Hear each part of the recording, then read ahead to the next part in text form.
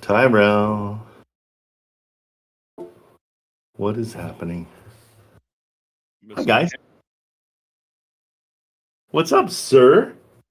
Hey, how you doing, Trent? I'm great. How you doing? I'm good. I'm blessed. Blessed to be breathing. I'm about to turn into Omar here in a second. Blessed to be breathing. Blessed to be just here with you. I'm good. You know? Appreciation is huge. Gratitude is everything. So I respect it. Yeah. So So waiting on my guy that was going to has put in an LOI to clarify his terms and everything, and then I want you to present it as an option to your guys. But he was super busy yesterday, and so he responded, but he's like, I'm super busy. I'm like, okay. gotcha. How's Okay. your buyer? One I've got disappeared. yes, he disappeared yesterday off the face of the planet, as per our call yesterday. Yep. And then I've got the other guy. His name is Austin. He is going to he's sending a guy out to go walk the property tomorrow, along with my guy that's going to go take pictures. And Okay. then you have a buyer, correct? That's going to go walk it as well. I have like 3, I think. So I'm getting them That, that all. are I'm getting that are all going to go walk it tomorrow. potentially going to walk it. Yeah. And I've got one more I've got to call. So, and he's in Ohio, so he'll want to walk it too. So yeah, let's get. The key is to get as many there as we possibly can. So Yeah. then they all see the interest. It's like the crowd mentality. So It's amazing what happens with a crowd. I almost got killed by a crowd of and they weren't even angry. Well, they got kind of angry. It was a crowd after a basketball game, and we were shooting for a local station in New Mexico, and we were playing against Loyola Marymount, and it was right after Hank Gathers had collapsed and died on the court. We were then this was the game right after that, and it was part of the Sweet 16, I think. It was in basketball. The crowd was very emotional, and we beat them. And we're sitting outside doing a live shot with our reporter, and the crowd just got really angry and started chanting, gathers. And they got violent on us. We had to bail. We had to leave all of our gear, and they destroyed it all. So really, that's the crowd mentality. I mean, that's what I experienced. But when you get a crowd together, there's a different way of thinking that happens. And so this one's going to be more competitive with each other. And so they'll probably yeah, sit and chat, but they'll be like, well, what are you thinking? What do you think? And so it's almost like one of those auction sites where you go and you're, going to a public storage auction where you get a crowd there. They're going to crank up the price. So we'll yeah. see. It could turn into something really good. So we want as many there. I'm going to share my screen real quick and call the realtor. Is that okay? Yeah, of course. Because I want to get her on the phone because she didn't get back to me. Okay, and this is the realtor for Mansfield, right? Yes. Hello. I was just emailing you. Hey. Oh well, perfect timing. Hey Mia, how are you? Good. How are you? I'm good. I'm at like a 8 out of 10 today. 9 out of 10 today. It's sunny outside, snow's melting, and I got coffee in my hand, so I'm good. There you go. So what's up? I was just emailing you about the showing. So it looks like we could do 1 o'clock for 143. I'm trying to see if he could move to 3 o'clock, because 129 won't be available until after 3 o'clock. And then Okay. for 135, his wife is having a major surgery today, so Gotcha. they won't be able to do tomorrow. Okay. So then that would be one. Which one is? Let me get a pen real quick and kind of take some notes. One more time for me. 3 o'clock. I'm trying to. 3 o'clock would be the ideal time. see as many as possible. Okay.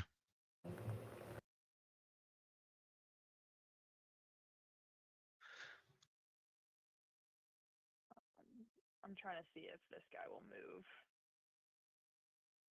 to 3 o'clock instead of 1 o'clock. That way we could just get at least see 2 at the same time. And that'll And the sorry, go ahead. and that'll be for one. That'll be for which ones? Because 135 we already have interior pictures of, so I don't think that's that big of a deal. But I mean, as It'd many be as for the other 2. that's perfect then. Because I got Yep, it'd be for the other 2. cool. Okay, sweet. And then That I works have out. the proof of residencies out for signatures. So just waiting on the tenant to sign those. Alrighty, perfect. So they've been signed by the Just have her send them anyhow. I don't have the tenant signatures yet. That's okay. Just send them anyhow. Yeah, you can send them. You They've can. been signed by the. Yeah, you can send them anyhow. That's totally fine. Do they need to be signed before you send them over? I mean, I figured you'd want them signed. That's- Just to certify that that's what they're saying. No, not necessarily. As long as we have The something buyer. that shows. Yeah, that's fine. Okay. Yeah, that's I can totally send them fine. over now without the signatures. And then once I get them, I'll send them your way. What are we thinking with the inspections and everything? I mean, are we moving forward? Are you still going to do your own type of thing? Or is what I sent suffice? Or Yeah, no, what you sent is good. We just got guys going to go walk it.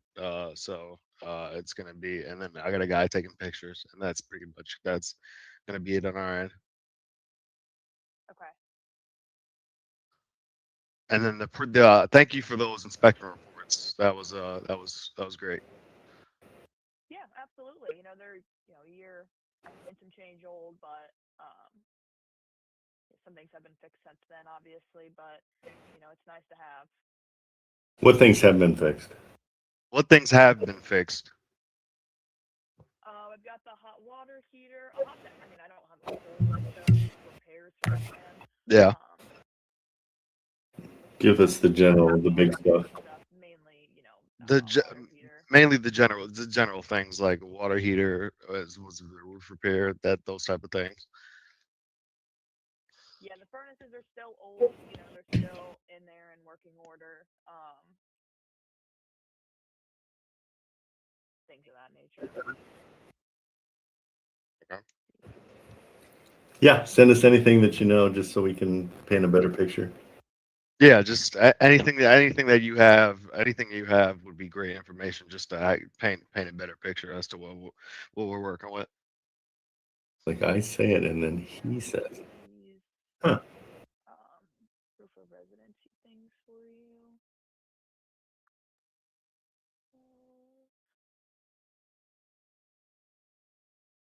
Okay, let's see. So we're looking at.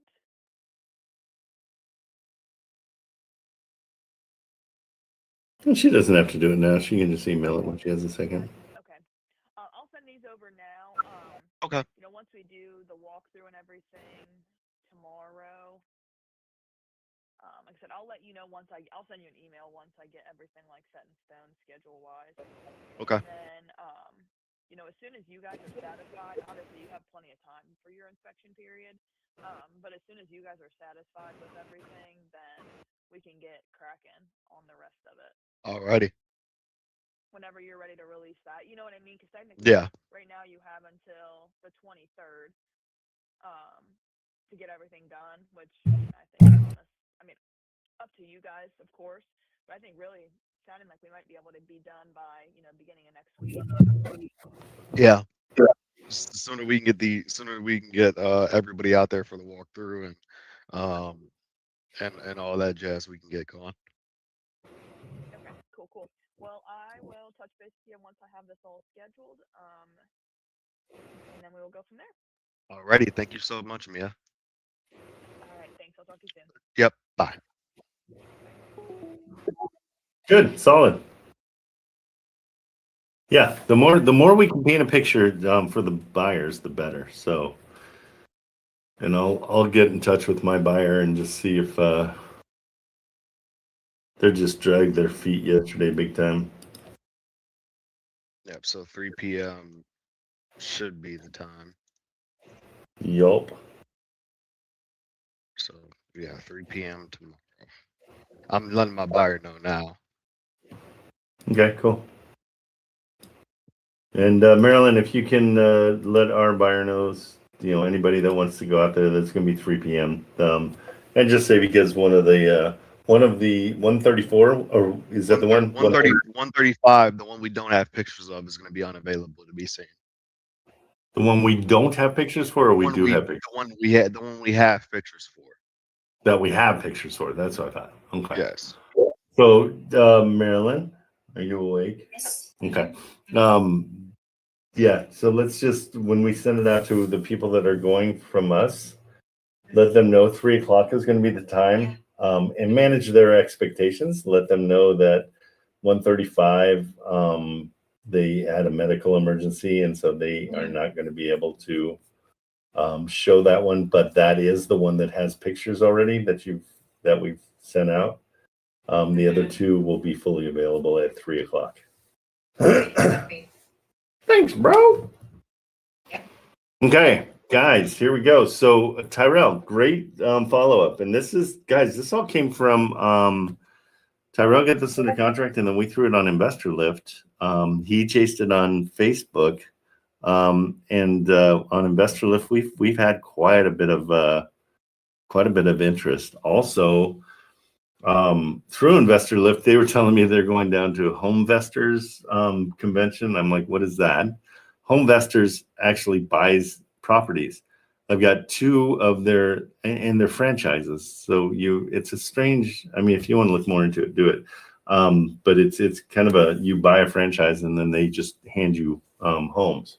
So it sounds like that's another like down the road kind of a thing that we can do. And so I called 2 of those franchise owners in LA were interested in it too. So I'm going to let all of them know that tomorrow at 3, they can get their people over there and take a look at it. Hopefully we have a crowd. That's the whole idea. That's the best way we can do this. Okay. Yep, you're right. They are the yep. I think you're right. Maybe it is that they do the ugly houses too. So solid. Paul Profits, best way to estimate yeah. So I do just when we're looking at it here, let's just do an example of something real quick. Here, we'll go with this is a deal we're doing. Oh, I don't have, let's see. I'll pull it up. So here's a place, and you can look at it and kind of see, okay, right off the bat, this is needing paint, okay? And so anytime there's dark or a very specific color paint-wise, that's going to fall into at least the $25, the minimum. Yeah, that should be, light repair should be, change that to $25. Yes, I can. Thank you. Sorry about that. Light repair is going to be $25 a square foot. And we have to do it by square foot because it's going to change because of the size of the house. So it's pretty simple. So in this situation, this needs paint. The floors look okay. They're not hammered. This definitely needs a little bit of help. That toilet's totally normal. That's how mine looks. So this one is we started 25 and we're trying to stay within 25. Oh, that's all we got of this one. Oh no, we got 11. So we started looking and see how dingy and dark it is, and it's got bad window coverings and all that.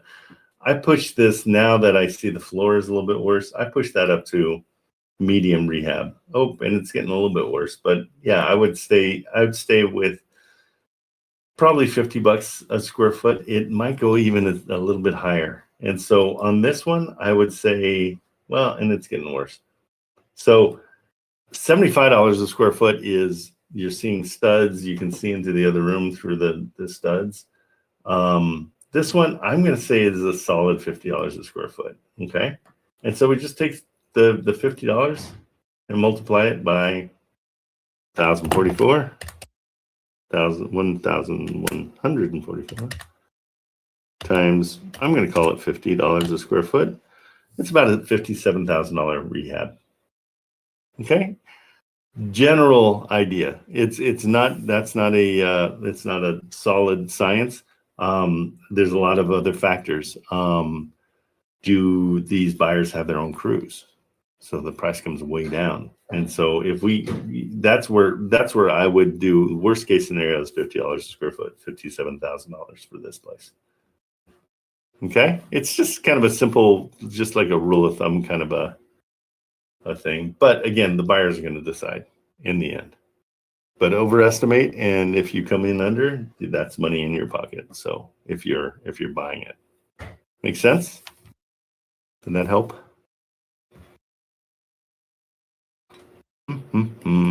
Okay. And then Sharon, jump on stage. I want to talk to you.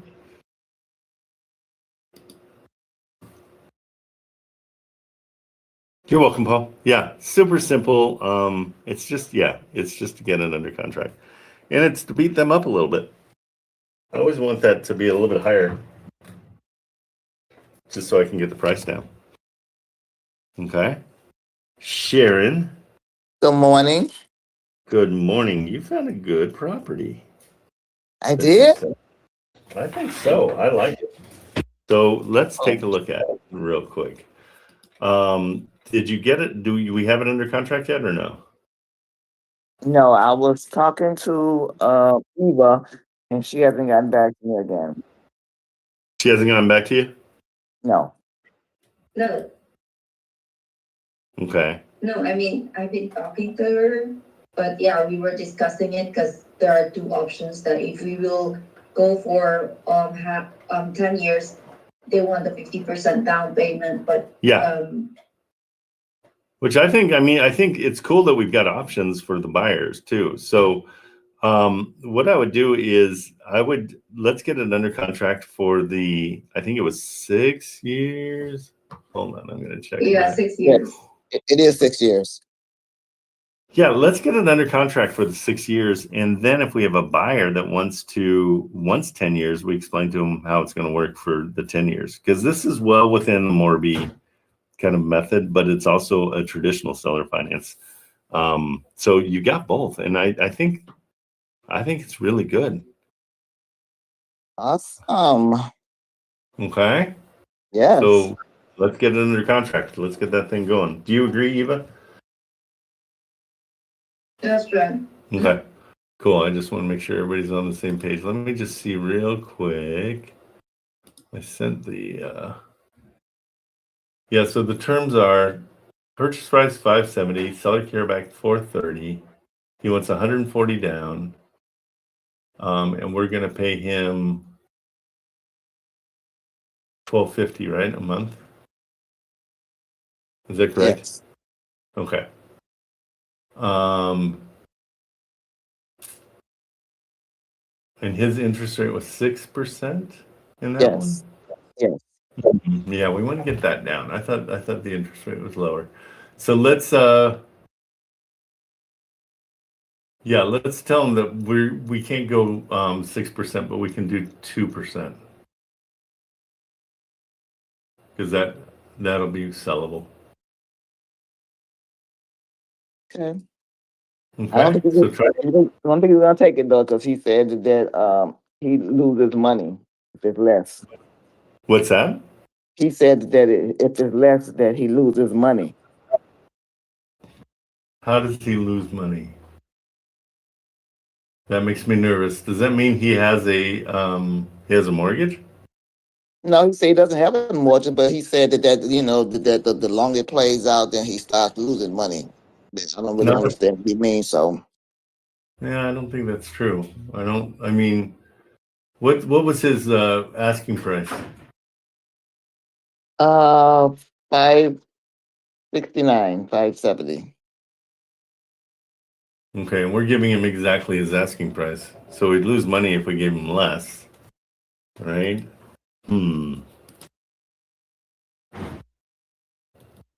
Let me see real quick. I just want to look at it. It's Patterson.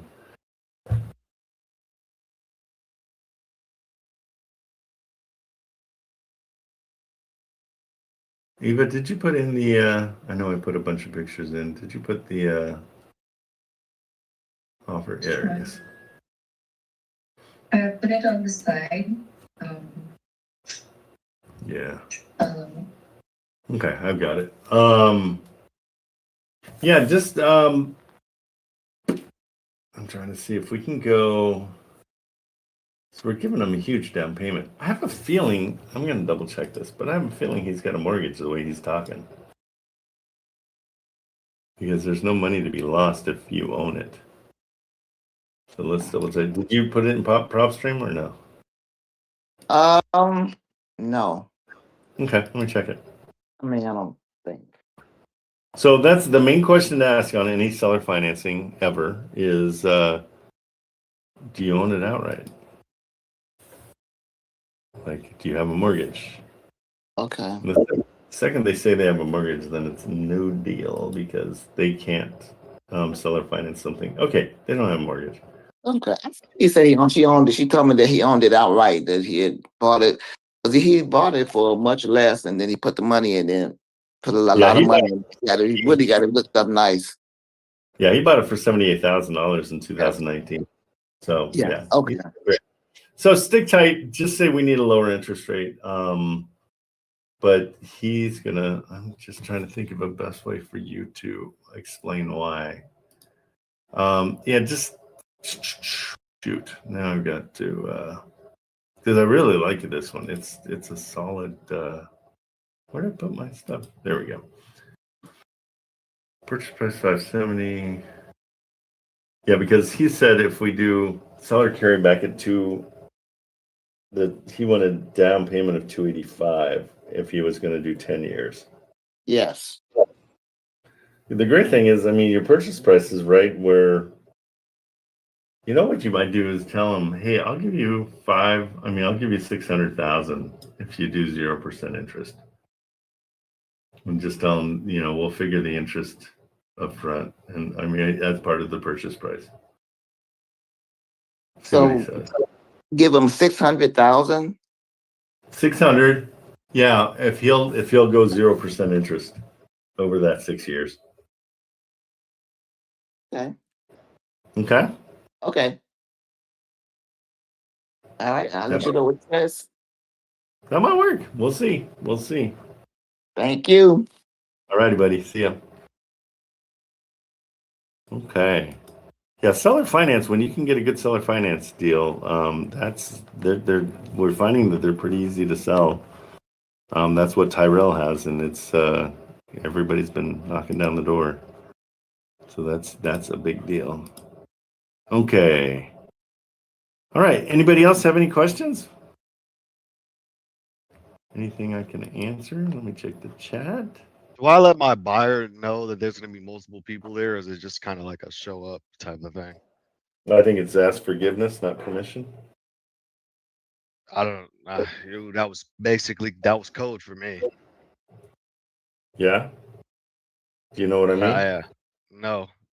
I wish I did. So instead of asking permission to do something, let it happen and then apologize. Because when you alert, I mean, she knows that we're wholesaling it, right? She knows we're assigning it to some sort of other entity besides us, but she doesn't know we're wholesaling it. Oh, I thought you were straight up with her about us wholesaling it. I mean, the cat's out the bag. Cat's out the bag tomorrow. Yeah, I mean, yeah, I would just let it play out. I mean, she shouldn't care. No, I was saying my buyer. I was saying my buyer. Let him because he just asked me who is he meeting with, and I'm like, just you're meeting with the realtor is all I was gonna say. That's perfect. That's fine. Oh, you mean with your buyer? You want to don't let him know other people are coming. The less you tell people, the better. Like, you don't need to share anything with them that there's going to be more people there. Just have them show up. And then it will be something where the realtor will be like, oh, wow, there's a lot of interest. This is great. she's not going to know what happened. Like, and she'll figure it out, but I don't think it's going to bother her. Her goal is to sell it. And just so we have a group of investors. That's all you have to say if she asks.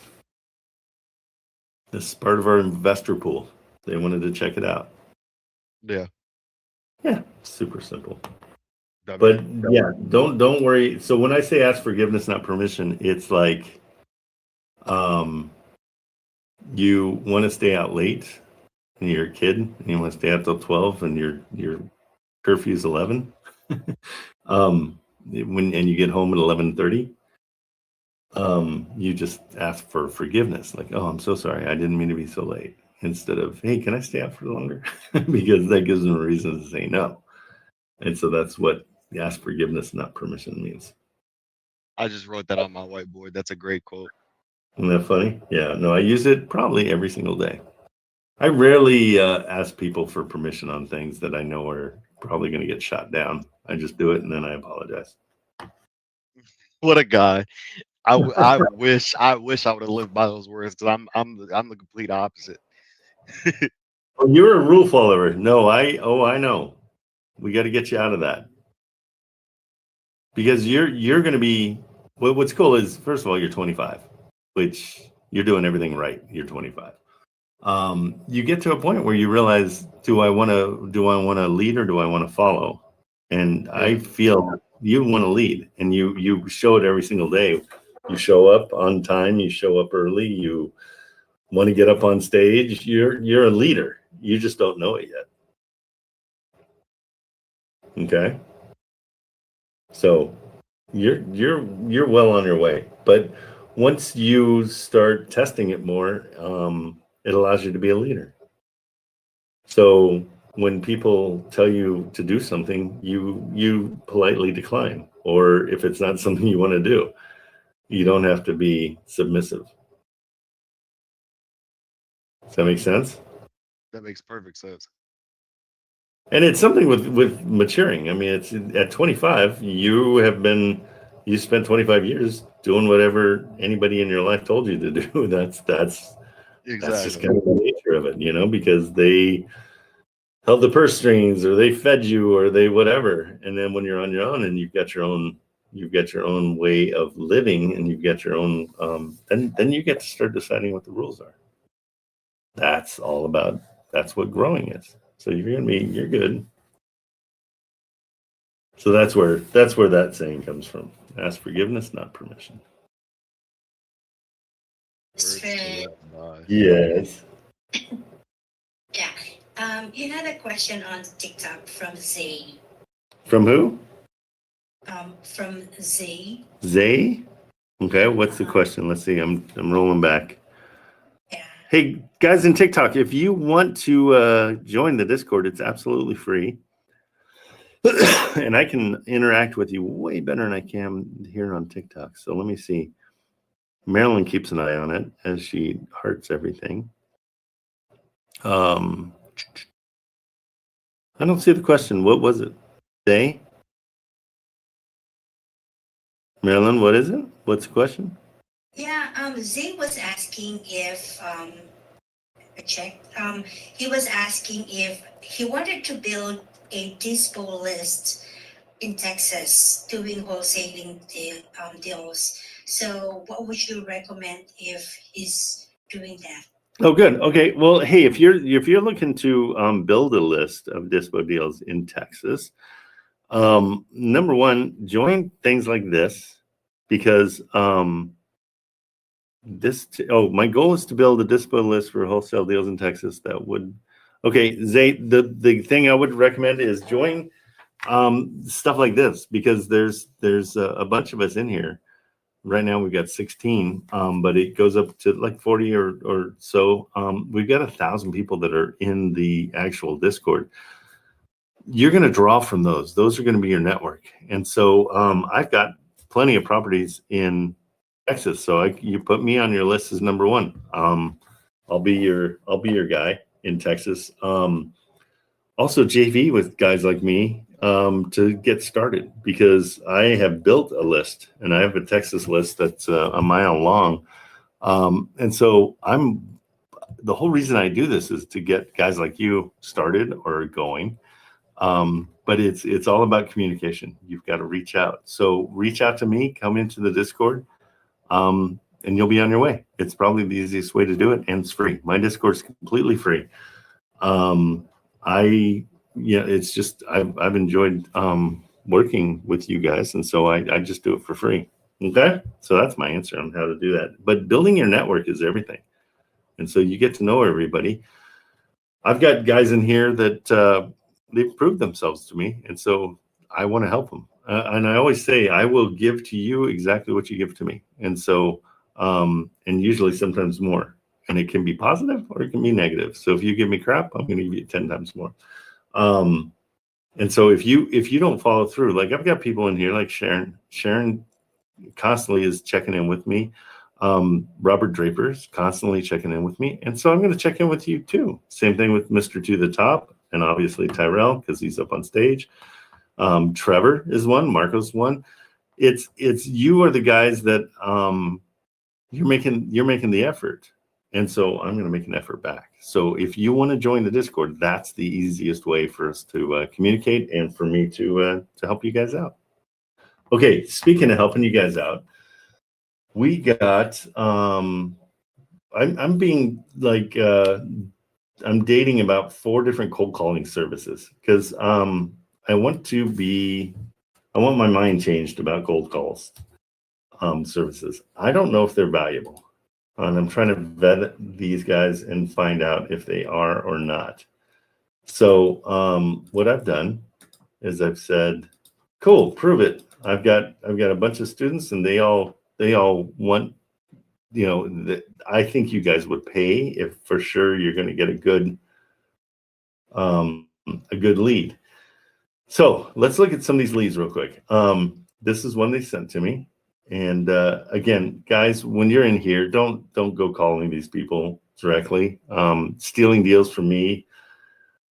If you got to do it, you got to do it. I get that there's a desperation or whatever, but I'm doing it to help everybody. And so if you end up calling this lead and somebody else wants to buy this lead or wants to focus on this lead, I want to give everybody a chance to do these things.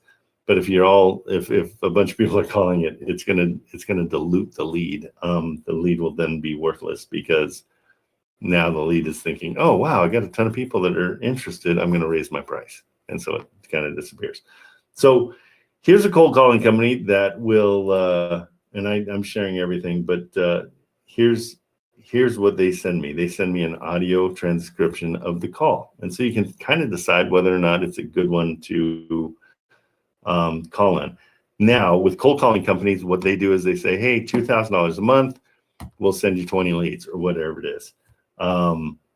And that's hard for you guys to afford. So I'm trying to find a way that I can do these and kind of auction them off for you guys. So if you guys like them, then you guys bid against each other. And I want to keep them cheaper because at 2,000 at 20, it's $100 a lead. But some of them are worth more than $100. So it all depends on what you're listening to and what you think. So let's test this one out real quick. This is somebody from Tennessee that the cold caller calls, and this is what they sound like. Hello. Hello. And you guys can hear that, right? Yeah, I can hear that. Okay. And who's putting down that? I'm looking at the chats real quick.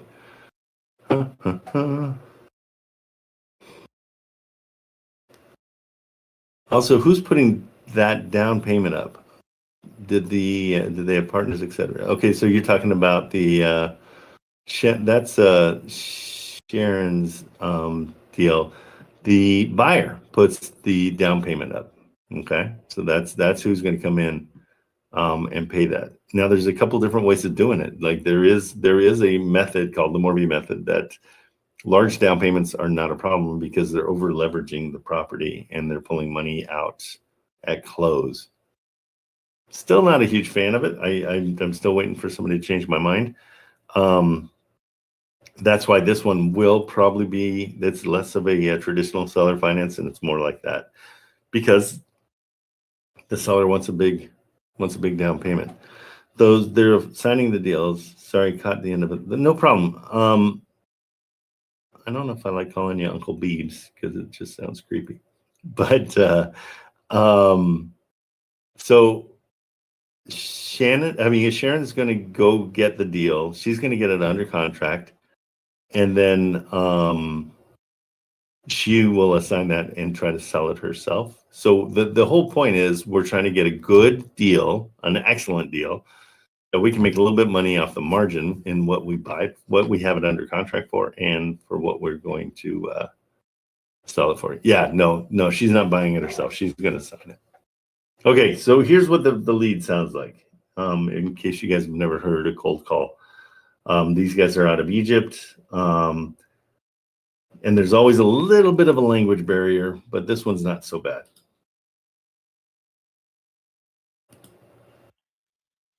Hello, Kevin.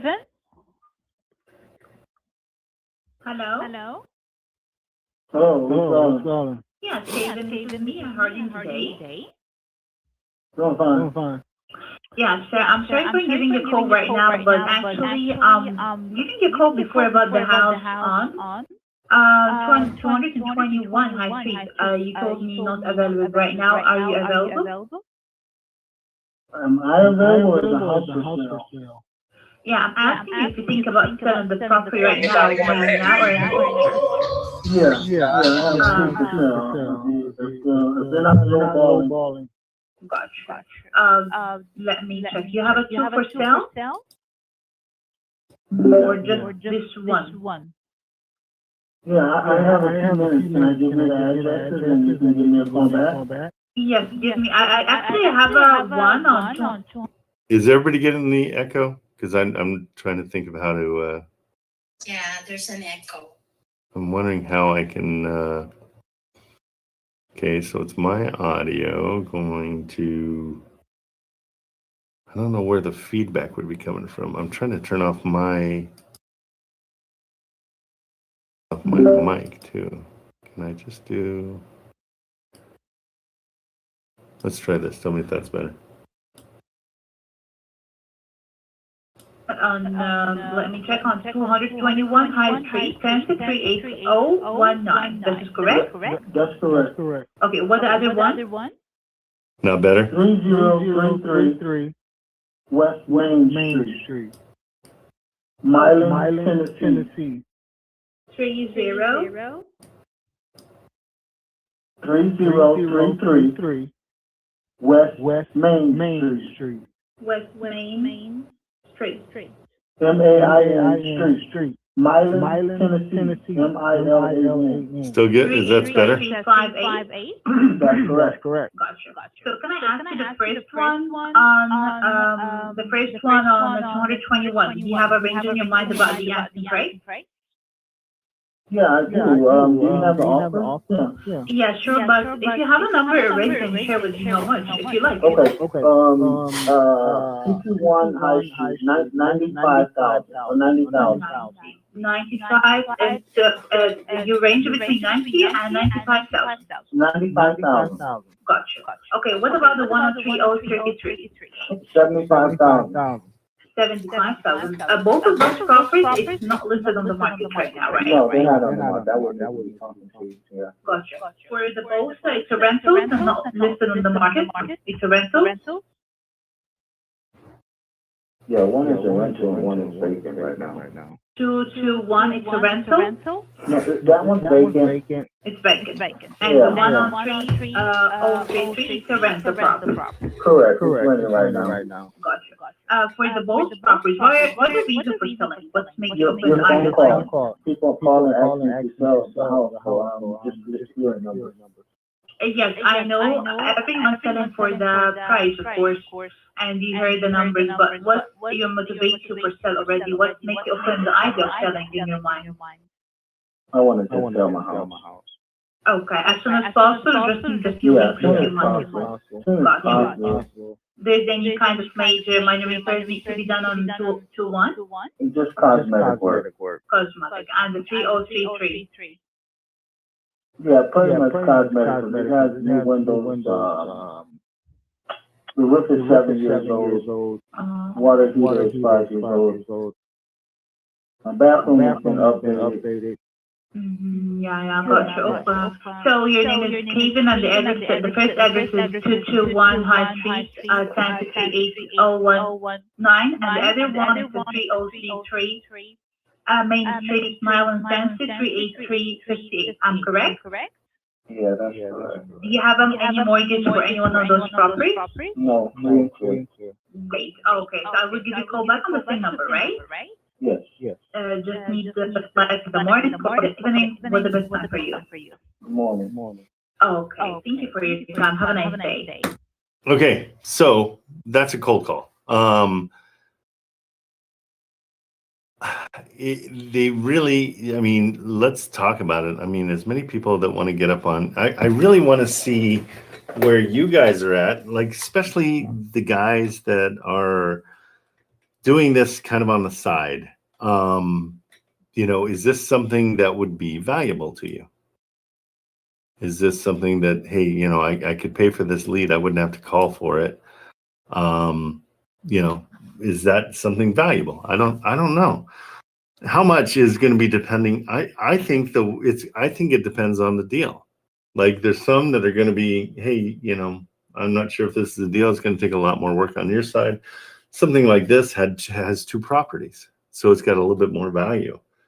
So I don't know. That's the whole thing. So the cold calling companies charge you monthly, and they say, how many cold callers do you want? And so they're basically charging you hourly for cold callers, and they're promising you a certain amount of deals. So maybe take a percent. Explain to me that. Here, Jersey might come up on stage. I really want to talk to you guys about this because I'm still on the fence. But I would want to questions structured to be. Yeah, and the beauty is we can create any kind of script at all for these guys. So let's discuss this. Mike's got. Oh, you're at work. Never mind, Mike.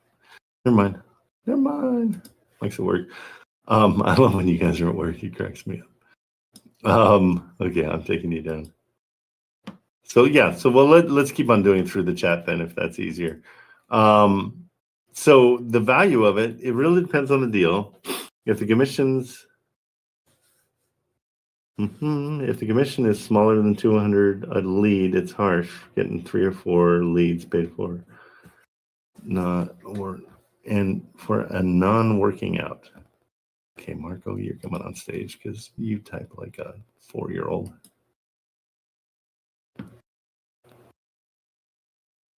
Okay, Gabe's a newbie. Yeah, I was walking my say dog while typing I that. can't be confident that for any given deal, I have enough knowledge and experience to get the deal done. So I would be paying for the leads at this point. After I get a few under my belt, I'd probably, and exactly who I'm kind of reaching out to. But I want to make it I mean, I don't want you guys to have to put out $2,000 a month, you know? Okay, Marco, typing with your thumbs. Oh, I was walking my dog. You want me to read so. back what you said? It really depends on the deal.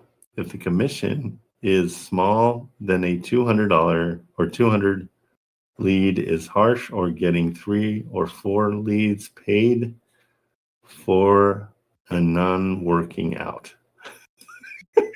Oh, what I was So when I trying say to that to you, Marco, are you there? Yeah, can you hear me? I see you're trying to talk, but I can't hear you. I can hear you, Marco. Unless I love Trent's teasing trolling. Marco. He's so bright. He's a programmer, but when it comes to, I think it's because he programs all day and it's all Honestly, code. do you hear me? You I can't hear me? Marco either. Marco, you're on your phone, but you got to come up now because we got to beat him up because he's like typing like burp, burp, burp, burp. Oh my gosh, it's so great being perfect, Marco, and then I can tease other people. Marco, try it now. All right, can you hear me now? I see you trying to talk. It's just not working. You don't hear me at all. Like, I hear you. Let's see. I hear you. I hear you. Gosh. It was me. Wow. It was me. Side. Yep. I realized I turned down the volume for the cold call thing. Okay, Marco. Sure. How are you? How are you? Yeah, I don't know if I believe you, Trent. But yeah, I was walking my dog when I was texting that. No, but what I let's was first saying of is all, first of all, let's go into your text and try to figure out. It really depends on the deal. Period. If the commission is small, then a 200 lead is harsh. Or getting 3 or 4 leads paid for a non-working out. like I said, one-handed while walking my dog. Okay. But what I was saying is that if it leads like 200, but the commission's only going to be 500 to 1,000 on that deal, it's a pretty big portion of that percentage. And then again, if you get 2, 3, 4 leads paid, but none of them work out, now you're just down more every lead you get.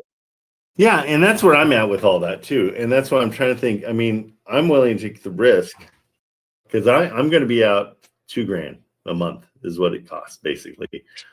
And I've got to make it so these leads are valuable enough that they are something that you guys would want.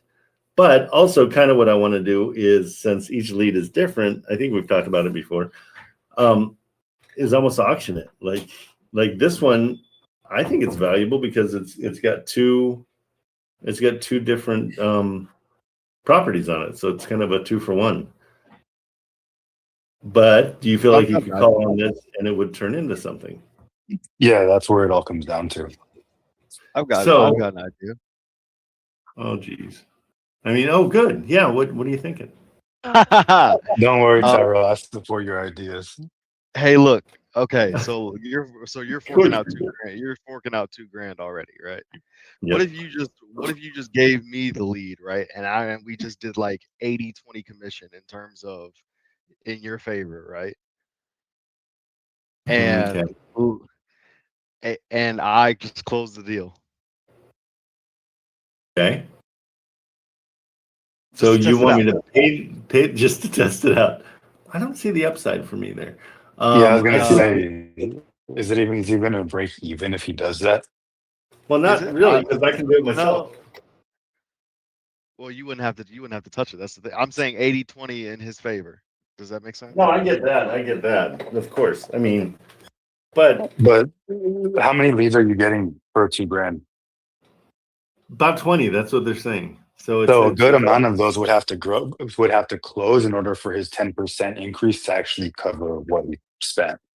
Well, exactly. Only one has to. I mean, if he's getting a $5,000 assignment fee. Yeah. Okay. So it's a $5,000 assignment fee times 20%. He has to close 1 out of 20 leads for a $5,000. Yeah. So I'm on the fence. I don't know if it's a great. I mean, I've never really believed in these cold calls.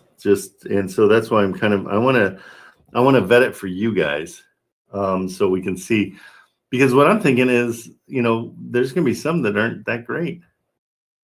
When are we going to do that testing call theory, Trent? Remember that? What is that? Remind me to the top. Oh, you mean testing these? I think that's what we're doing. I'm confused. Are you paying for the leads for these Filipino cold callers? Okay, so yeah. So what happens is there's companies out there that are cold calling companies, and these guys are Egyptian. They say, hey, we're going to provide you with leads, and so they're going to spend and what it breaks down to is X amount of warm leads, like 20 per month, and they say we're going to put 3 cold callers on it, and it's going to cost you $2,000 a month or whatever. So you can do different amounts of cold callers, but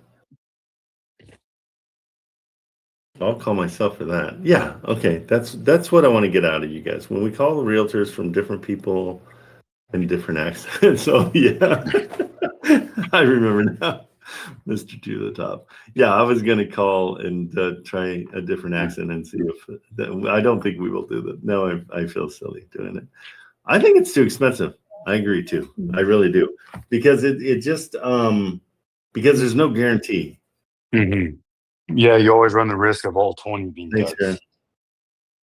Yeah, and so like this one, okay, let's take it one step further. Let's call on it and find out what really is the deal. Okay, but first, I mean, here's the deal. We've made our first call, basically, in the way that we do things. We like to call and then we like to come back with a number, right? So let's take a look at this place. 221 Hyde Street. I think I already pulled it up. So it rents for $1,200 a month. I kind of did this stuff. They didn't offer this stuff. I had to do this. We did this just so we could do it during the live. I'm in Jersey. Can I send you some deals? If I take them up, should I use DocuSign? You're all recommend certain purchase sales agreement contracts.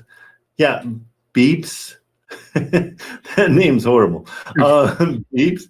I know there's a story behind it, and I'm dying to know. Yeah, we can help you with everything. That's we help JV. That's kind of the reason I'm here, is to help you guys.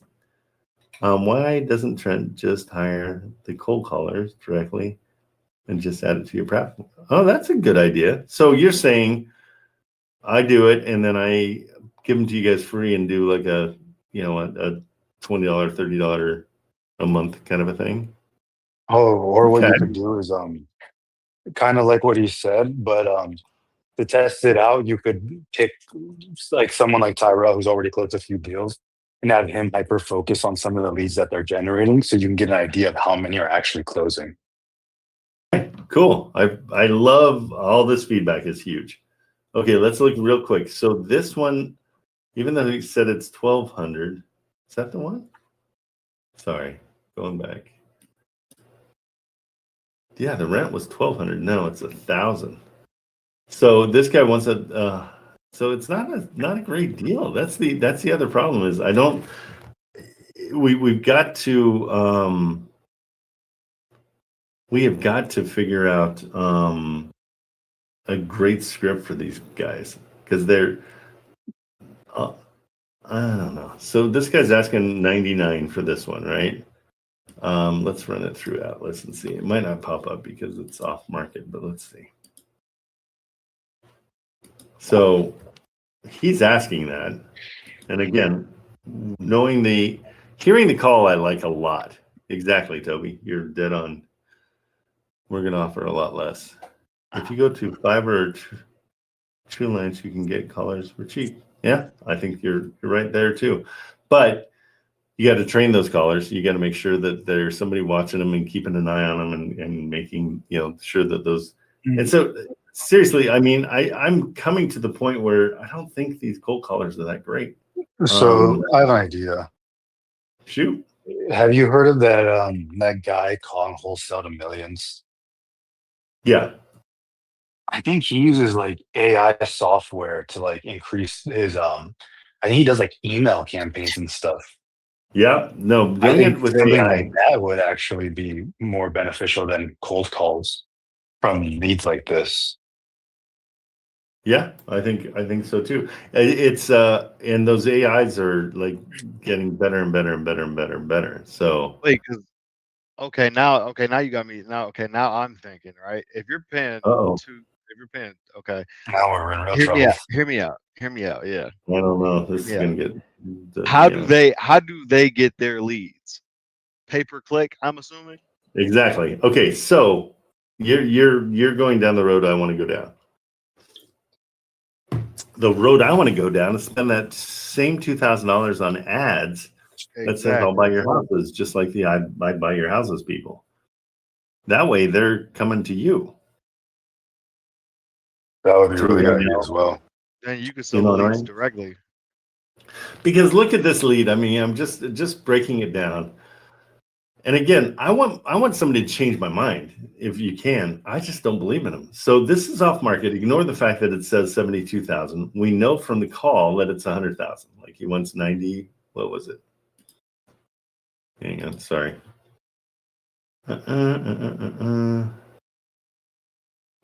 He's asking 90. This isn't really the listing price because it's off market. So there's no real listing price. But is it cash flowing at 35K? Well, that's the thing is it probably doesn't cash flow. unless we get down that far. Sorry, this is the wrong one. This is it. So let's just do it at his price, which was 90, right? I always like to start there just so we know where we're at. Rents are $1,000 a month. Yeah, is that what I'm assuming? Because even on Rita, it usually gives you a higher than what's normal, and it's saying 1060. So let's go that route. $1,000 a month. It's making $100 a month. Meh, not great. So we come in and offer him, like I think it was Toby said, let's go 70. Okay, now we're at 243. That's going to sell at 70 if we buy it. So we need to get it a little bit less so we have an assignment fee figured in there. Now we're at 300 a month. So is this guy going to take a $60,000 offer? Well, just from his cold call, he said, yeah, I'm just thinking about selling because all you people keep calling me. And so I'm like, meh, let's see. So let's figure out this one. We're going to say it's 60, right? And he was saying 90. And then let's go to his other one too and see. His other one is renting at 900. Let's check it out. But I mean, you guys are making really good points. Why did these links not work? Darn links. Because it's, I don't know. I'm not loving the cold callers yet. Two things I don't like: Morby method and cold callers. Okay, so this one, again, this is off market. Ignore the 63. The 900 a month is what we're looking at. So we're going to go open another Atlas. And so we know that this guy's got two properties, so we're potentially going to bundle these, which is kind of nice. But they're both in Tennessee. So far I'm not thrilled with them. I don't know what they look like. We're going to have to go deeper with pictures and all that stuff. But he's asking, I'm sorry, 70 for this one? Is that what we said?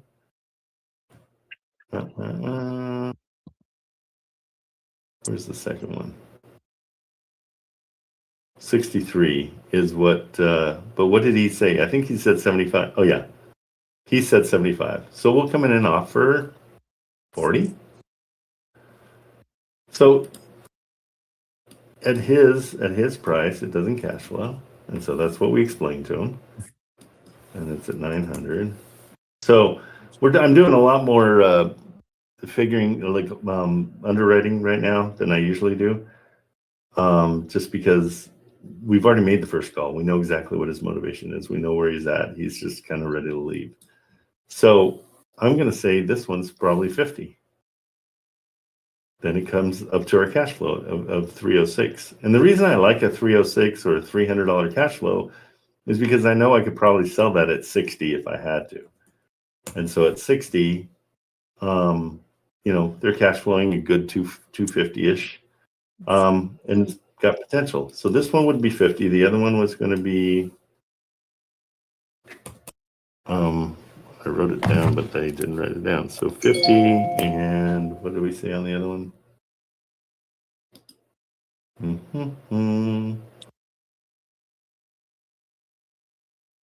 Is that the first one? Sorry, I'm going nuts here. Yeah, because he wanted 90, and so we were going to offer 75, I think. Okay, so we're 50 and 75. So we're 125 for both. So I think that's how we would approach this, is we'd call them and say, hey, let's talk about 120 for everything, and do everything as a yeah, he said he didn't want lowball offers. That's the other part of this. Like we're understanding where he's at, so it's easier to go after this. Yeah, Francisco, this is just kind of a test. What we usually do is totally different than this, and so we don't do lists. And the thing that we do is we go into Wholesale Atlas, and we find properties that fit 1%, and then we just call. And so this is more. I'm trying to see if we're missing out on something, that cold callers are awesome and we're just passing over money, or if it's kind of a waste of time. What do you guys think so far? I think it's kind of a waste of time. I think it's a waste of time. I think we're better off. You can use less money to do other things. Like I said, I know Pong Wholesale to Millions. I know he teaches how to use King Data AI. That's like a $400 a month software. I think that would be better than that makes way more sense. And now, so what you could happens, literally buy something like that and then use the remaining of that 2,000 to do marketing or something. Yeah, because I kind of like the idea of just putting out ads and saying, "Hey, call me." Yeah, isn't that basically what those like will buy your house in any condition? Yeah, well, it's not a brand new thing. It's everybody's been doing it, and I think it's brilliant because then they're coming to you. Okay, I think we're all on the same page. It's a waste of time, waste of money, because I don't feel like this lead is anything that I want to call. I'm not excited. The way I look at it is I sometimes make like 4 or 5 calls with an agent before they just shoot it down completely. So to me, this first call doesn't really mean all that much. I get a lot of calls that lead into second and third calls. I just don't get many calls that go past that. Okay, good. This is all. And Francisco, here's what we do. PropStream, Wholesale Atlas is $75 a month. We've got I've got a promo code. It gets you, I think it gets you the first month for $60 or something like that. It's a great way to get you on the phone. And here's how we normally do it. Sorry, guys, anybody that's been in here a while knows this like the back of their hand, but let's help Francisco out real quick just so he can understand where we're coming from. So here's what's cool about Wholesale Atlas is it's a lead generator. And so if you want to find, let's go to, where's Buckeye, Arizona, Marco? It's about 30, 40 minutes away from me. Any good? There's not much there, but it's a developing area. Okay, so here's what we would do, Francisco. And if you want to come up on stage and we can chat, I'll invite you to come up and speak so you can get an idea of what we do. And we're psyched you're here. So what we'll do is we'll go in here, and what we're looking for is rents that are 1% of the purchase price. Oh, you're at work. Okay, no problem. I'm gonna take that off so it doesn't feel like.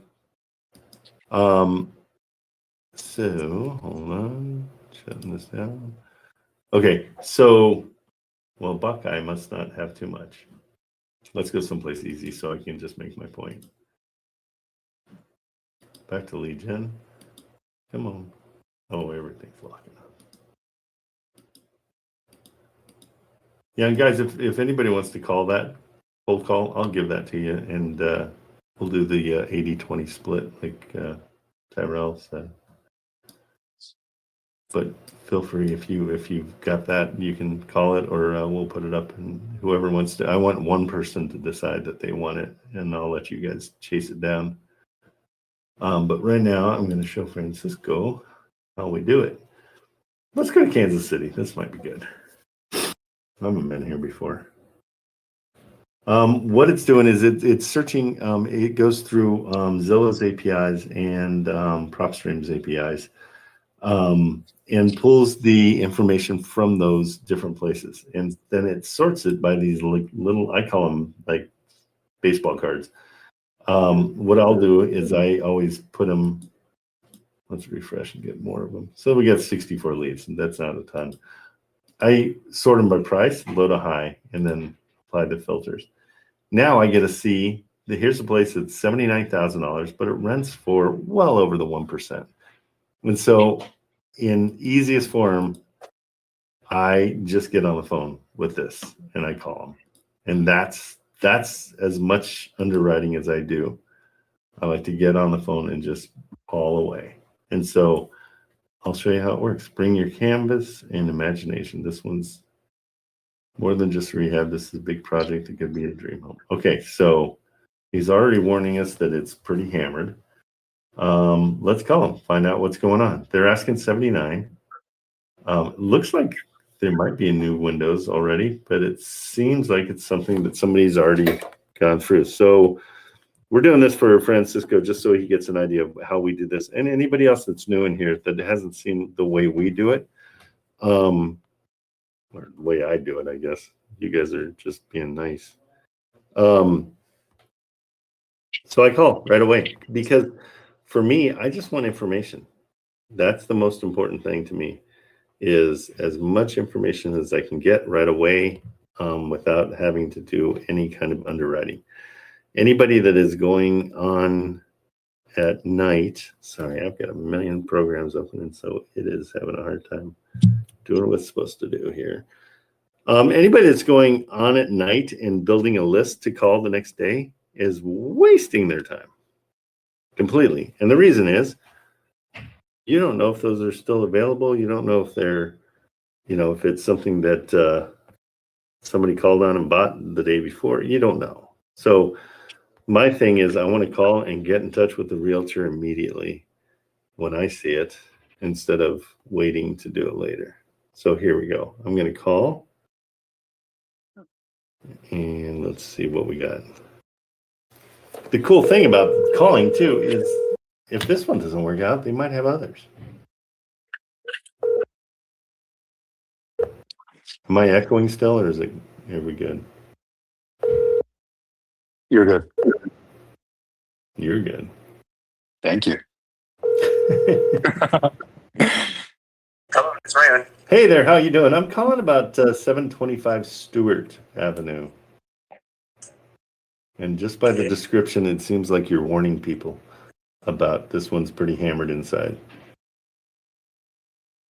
Is that correct? Like yeah, it's like bring your canvas and your imagination.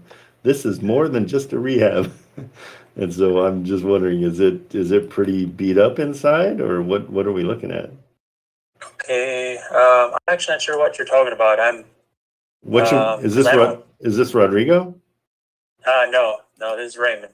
Raymond, okay, I got your number from Zillow. It's I called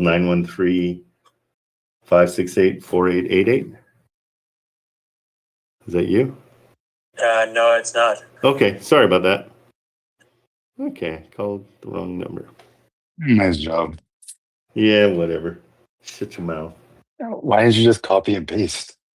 I did. I think I just copied it, and it kept the last one that I did.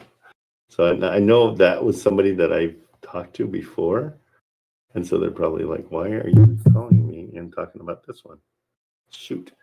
Okay, and my copy and paste is not working. Going to dial. Yeah, I get that issue sometimes too. What is that? Why does that?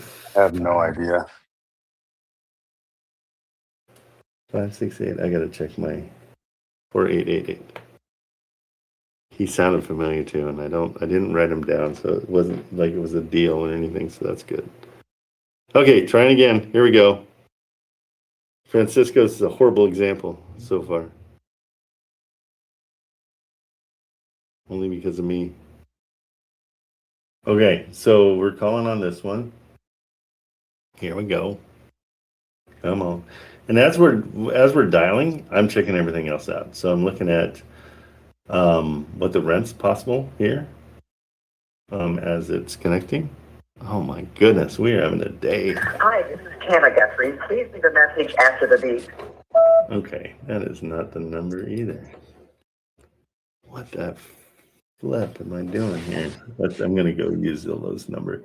So weird thing has been going on lately where Atlas's number's not matched up with Zillow's number, and Zillow doesn't even have a number. Goodness gracious. Okay, massive fail. We're moving on. I'm going to move on to a different one. Let's just go past this one. God, it makes me mad, though. I'm trying to figure out. Well, here, let me try this. Again, I want this to be a speedier process.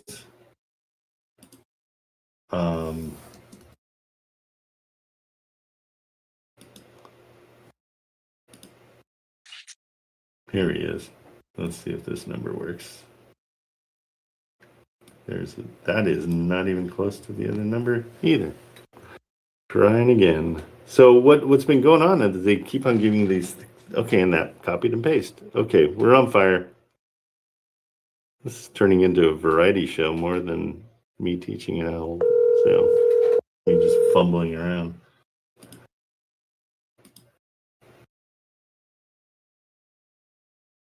Your call has been forwarded to voicemail. Okay, and we don't allow that to happen. We just call back.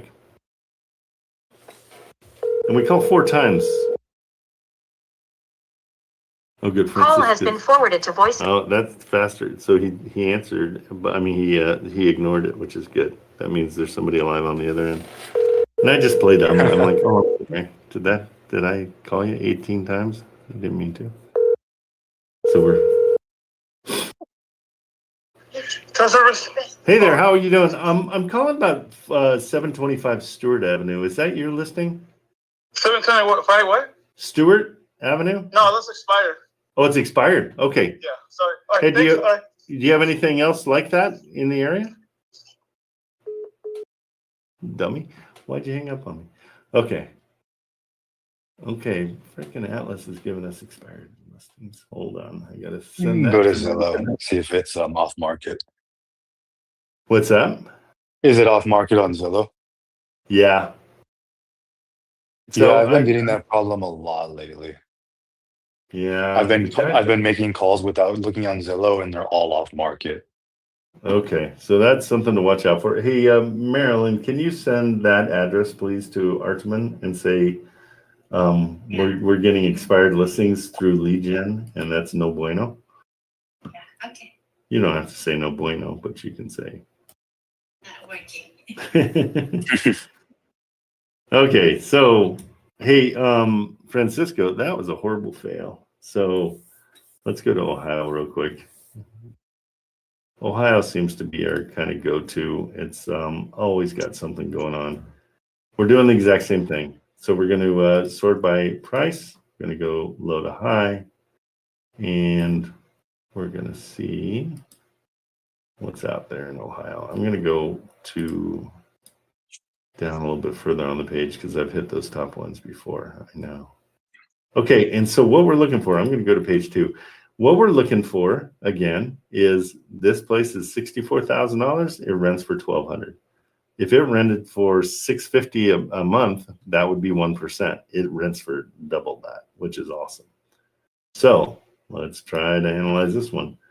And it looks pretty clean. Inside's not bad at all. Not a bad house, actually, except for the blue. Okay, and that's all we're doing. That's the, oh boy, I'm going to Zillow just to see. Oh, the arrow's back. It's house for rent. Hello. So that's not for sale. Do we call and ask them if they want to sell it? It seems like it's pretty nice, but they're trying to rent it. If they're trying to rent it, we're probably not going to be able to get a deal because they're probably going to want, even on payments, minimum what they would have gotten in rent. Yep, I totally agree. So I'm not going to call on this. Yeah, I've actually thought it was so weird when people want to like sell these tenant occupied places where these tenants are paying rent on time. Yeah, it doesn't make sense. Doesn't make sense.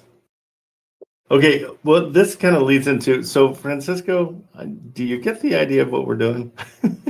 I'm so sorry. I feel like that's probably the worst that I've ever done. Let me just look and get yeah,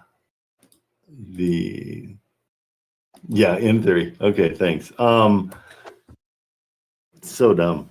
So the other thing, well, you guys, and this is a whole new deal that I got off a call yesterday with they're a major property management company, and they want to, they're used to doing like large apartment complexes and 600 doors or more.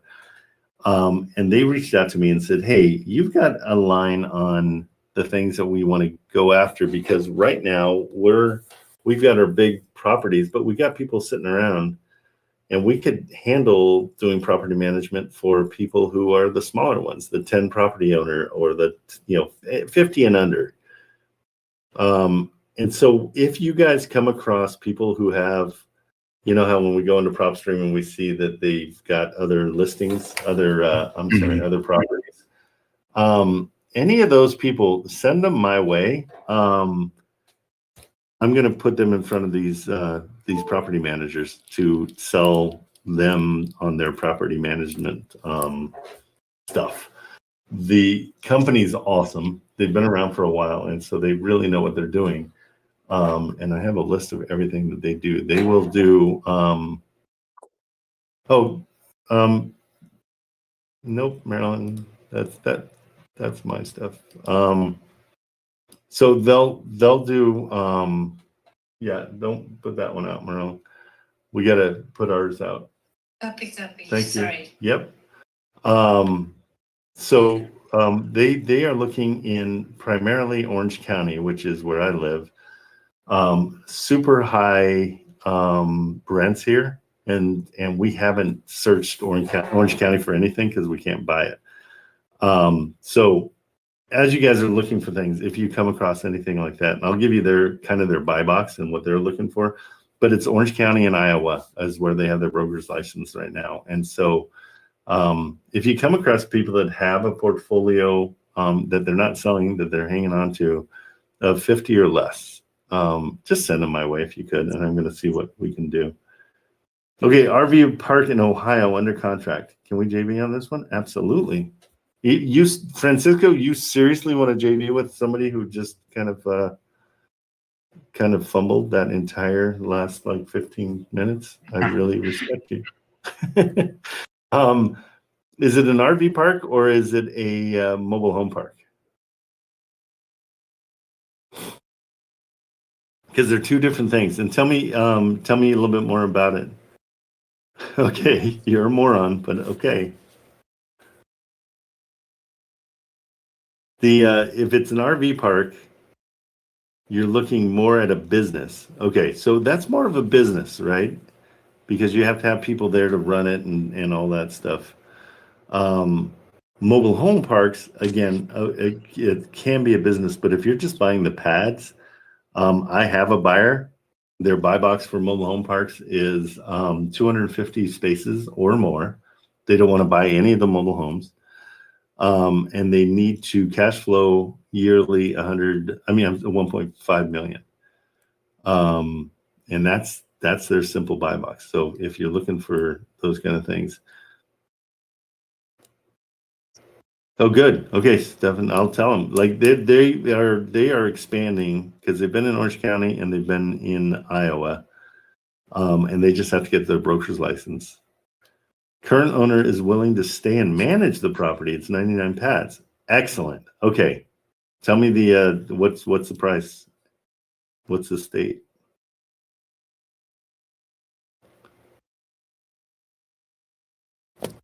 That's what we like is pads are what we care about. And if somebody's willing to manage it, that's even better.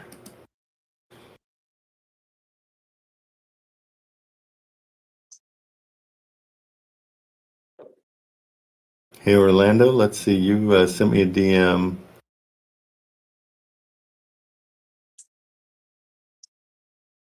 I'm not sure if it's the same property you're talking about in Jamaica.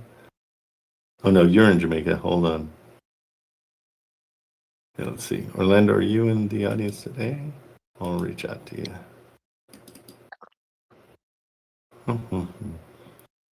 2.9 million cash. And has he given you any kind of is he giving you any kind of a rent rolls and all that stuff? I'm not sure if it matters. It's got 99 pads. Yeah, if you want to DM it with me, we'll look through and see what we can do. Yeah, I love the fact that it's not the business because that's a big difference. What state? Francisco's that works, so A pad is the plumbing and the electricity for RVs. So you pull up to it's basically a parking spot, and you pull up and you can hook up to electricity and plumbing and water, and then you can. It's basically you rent it for the night for like $60 or something like that, depending on where you are. Okay, cool, Francisco. That's cool. I'll look into that. But again, mobile home parks, guys, all day long. If it's 250 spaces or more, it's just the pads, just the concrete slabs. No mobile homes, because nobody wants to own a mobile home as an investment. And it has to cash flow $1.5 million a year, and they're all about looking into it. So that's a good one. Thanks, Francisco. Okay, guys. Alabama is big with mobile homes. Yep, you're dead right. Yeah, so if you guys see that, that's another one. But the management company too, I think it's a cool byproduct of what you're already searching for, and it's when you come upon it. If you send it to me, I have no idea yet what the compensation is going to be, but I will cut you in if you're the one sending it to me somehow. I don't know how. I'm not going to promise anything because I have no idea what it even means yet. So just got off the phone with them yesterday. Super good guys, young kids like in their 20s that are just killing it in the property management world. Okay. So Marco, what do you got going on? You're usually on fire, but I know you had family in town and Thanksgiving kind of took you out of the game for a minute. What do you? Yeah, no, I started making calls again on this last Friday. I haven't gotten anything out that's sticking though. Okay. What do you think the issue is? I just haven't had the time to make as many calls as I was making before because with holidays, my workload is a lot higher. Oh, really? Yeah, so we're wrapping up things for the quarter, and on top of that, I'm trying to make calls. So where before I was probably making 50 plus calls a day, right now I'm hitting like 10 to 15. Oh, really? Okay. So there's a Yeah. huge difference. And that's and kind of what I'm trying to teach, Francisco, even though I was fumbling around, is getting on the phone is the absolute most important part of this entire business. And so I would often tell people if they don't have time to get on the phones during the day, don't do this. This isn't going to be a successful venture for you because doing this and having a job is really tough because your phone's going to ring with realtors that you have to kind of figure out who it is and what to do. And so they're going to call you all day long. And so you need to be available to make those phone calls, make those connections. It's a super important part of this whole deal. Okay, so why not? We're here. Let's make some more phone calls. Toledo looks like it's a great, like we're getting a lot of $65,000 houses that are renting in the 14, well, at least the thousands. So let's keep on going. I like brick homes. I always have. I don't know if some people don't like them, but they've got a lot of equity. Let's go to, this one looks like it might be a multi-family. Normal rent is $877 and it's selling for $65. But it seems like it's huge. It's a 4.2. Let's look into this. The rents seem off on this. It must be in a really bad neighborhood because this place looks huge. It is huge, 2,000 square feet. And it's a huge opportunity. Both units are 2-bedroom, 1-bath. Okay, this makes more sense now. So it is a duplex. And they're probably renting out for $800 each. Okay, so 65,000, and I would assume that this 800 is going to be, we're going to call it 1,600, so it's 800 per side. All right. Okay, Francisco, that is all we're going to do, and we're going to get on the phone and call. But I'm not trusting these phone numbers right now, so let me counter or cross-reference it with Zillow.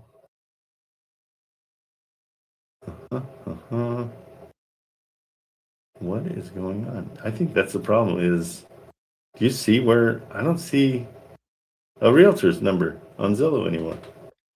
Yeah, some listings don't have it. They keep changing things around. Oh, it's sold. That also might. I don't have it. Okay, what is going on with? Hey, Marilyn, can you send them this one too, and just tell them that these things keep coming up on lead gen, but it's not for sale. They're sold. Okay. They're off market. I don't know why that's happening. Here, let me. You know what? I'll do it, buddy.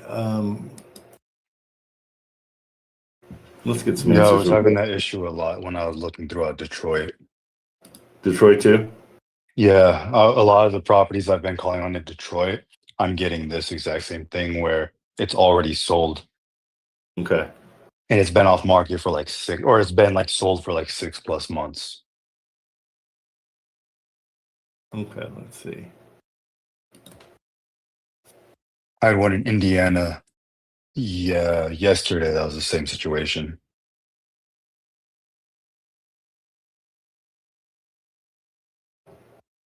Let's see.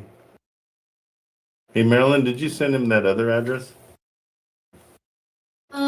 When I'm checking, I check it on Zillow. It appears to different. No, I'm asking about with Atlas, the first one that I sent you. Did you send that to him? I haven't yet. Okay. Because I searched it on Zillow. It appears to different properties. No, I know that's what I'm trying to, because what's happening is they're not Atlas is using Zillow's API, but the API is failing, so they need to reset it. Okay, so I was a bit confused because No, that's the whole point. Yeah. So okay. send me that address just real quick, and I'll send it over to him. Yeah. I'll put it on the GC. Thank you. You're welcome.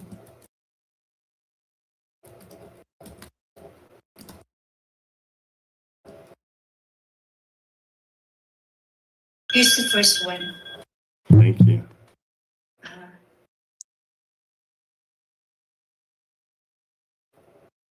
Okay.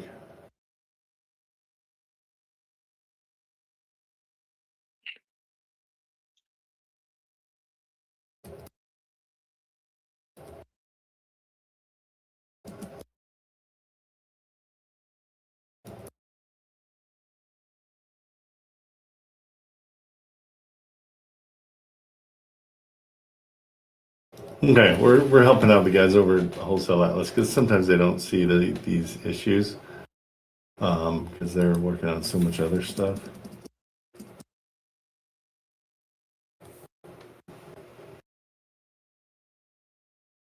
So we like to give them a hand when we see this. Usually it's just a reset on their side.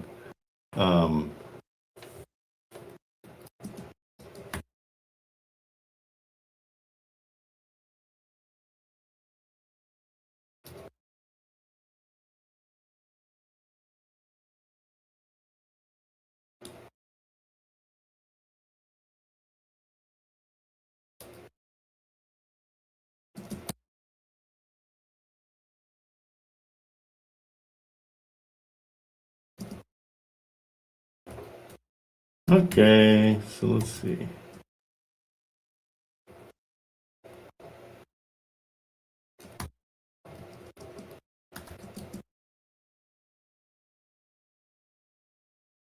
Okay, sending that over. So interesting. I wonder, it's got to be that there's an API change because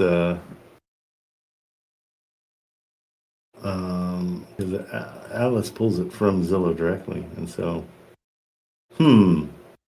okay, it's kind of setting me back here a little bit. Let's go back to lead gen. Let's check out some other ones. Let's see if there's more doing it, and we can just give them more. Okay, so I like the. Let's refresh and do it again.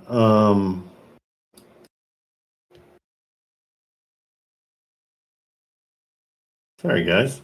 This is the wheels are falling off this bus today. Let's keep it in the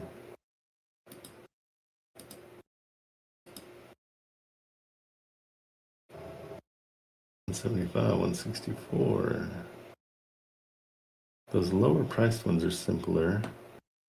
109, is that really 1,700 a month? Let's see.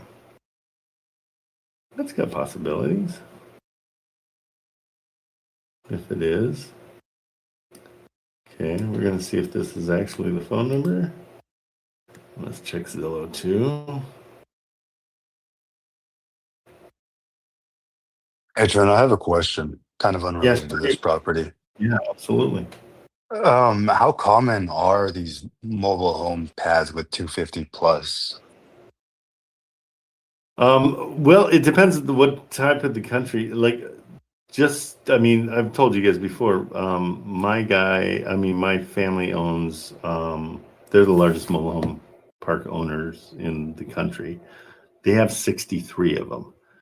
And so theirs is like a total of, I wanted to say 15 to 20,000 spaces. So they've got their ear to the ground for everything. But every now and then one comes up that is part of an estate sale, or somebody died that owned it. So I'm going to say not super common. It's a hard find. Yeah, I didn't think so. So it's a super hard find. It's something that you have to kind of be. It's a friend of a friend that tells you about a friend that knows a friend, kind of a thing. Mm-hmm. So hard to find. But if you do, usually they're in the $20 to $50 million range. So it's one of those things, especially with real estate and what we're doing. I mean, I love the fact that we're wholesaling properties instead of, I don't know, like knife sharpeners or, kitchen gadgets on Yeah. because we're wholesaling things that are expensive.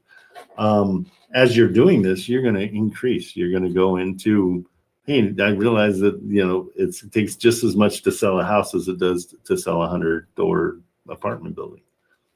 And so, but it's doing this over and over and over again. That's building your confidence to go after something potentially like that. So I like the way you're thinking, but yeah, let's try to get, it to another level.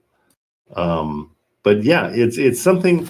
I think there's no one way of doing anything in this business. It's keeping all these things in your quiver and pulling them out when you can. Because especially even with the property management, I told the guys yesterday when we were talking, I said, hey, I'm not going to be 24/7 marketing your property management, but I come across it all the time. And so now when I come across it, I have a reason to say, oh, this guy owns 14 houses.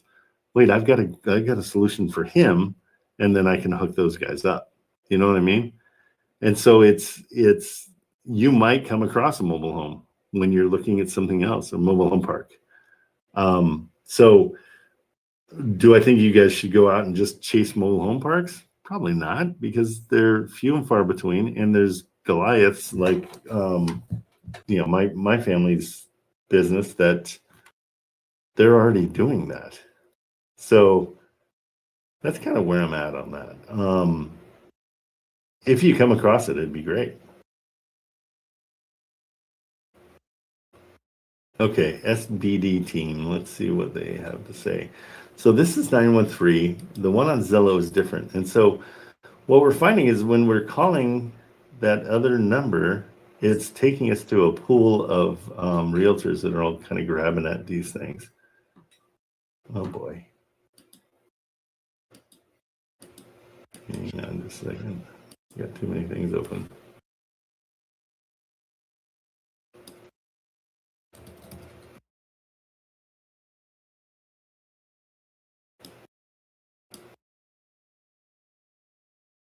Okay, let's go back to it. This one looked kind of interesting, though. They've got, what I like about this one, just so guys, so you know why I'm even thinking about this one, is 109 is excellent. It's got a potential of being a subject to as well. Their loan's not great. They owe what it's basically a come in and take it over kind of a situation. I don't think it's going to be worth 109. I think it's going to be worth 93. So that's probably what we'll come in and say. So let's call them and see what happens. See where they're at.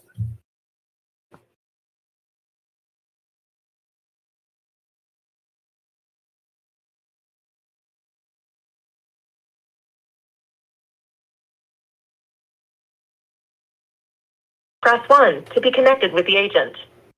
Yeah, so that's This putting call us may be into that. recorded. Let's see. SBD. John Wheeler's the guy. I'm just gonna call this other one. Have you been seeing that too, Marco, where it's just the numbers again are kind of going to that? Yeah, the press one service. Yeah. Yeah. John. Hey, John, how's it going? I'm calling about the property at 2405 Stewart. 2405 Stewart. Yeah, it's one of my favorite properties in Kansas City, Kansas. Wow. Why is that? I like where it's at. I think the rehab budget's okay with it, and it's got a little attic space upstairs that has a little above grade square footage. The parking is in the back side of the house versus having the parking go, looking at parallel. So, pretty not a bad area.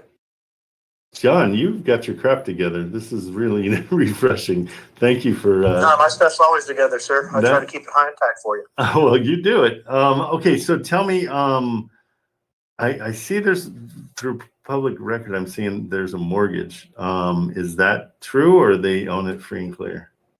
No, there's a mortgage. We get a loan against the property. One thing's great about our company, we have two companies that are vertically integrated. One that buys them, takes it down. We're not a wholesaler. Two is a sales acquisition arm, is a sales arm, disposition arm to our acquisition. And we go ahead and dispo out the property and sell it to investors like yourself. So it's nice and clean. You can do your rehab numbers and look at the property as such.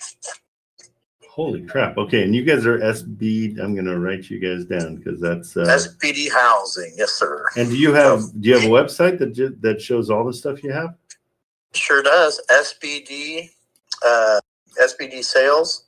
Okay.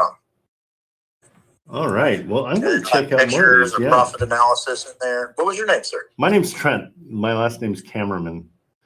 Trent Kamerman.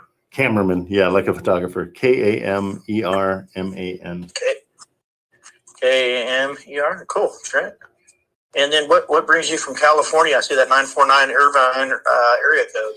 Yeah, I am just always searching the nation for deals. I just like the fact that this had a huge yard and it looks like it cash flows potentially.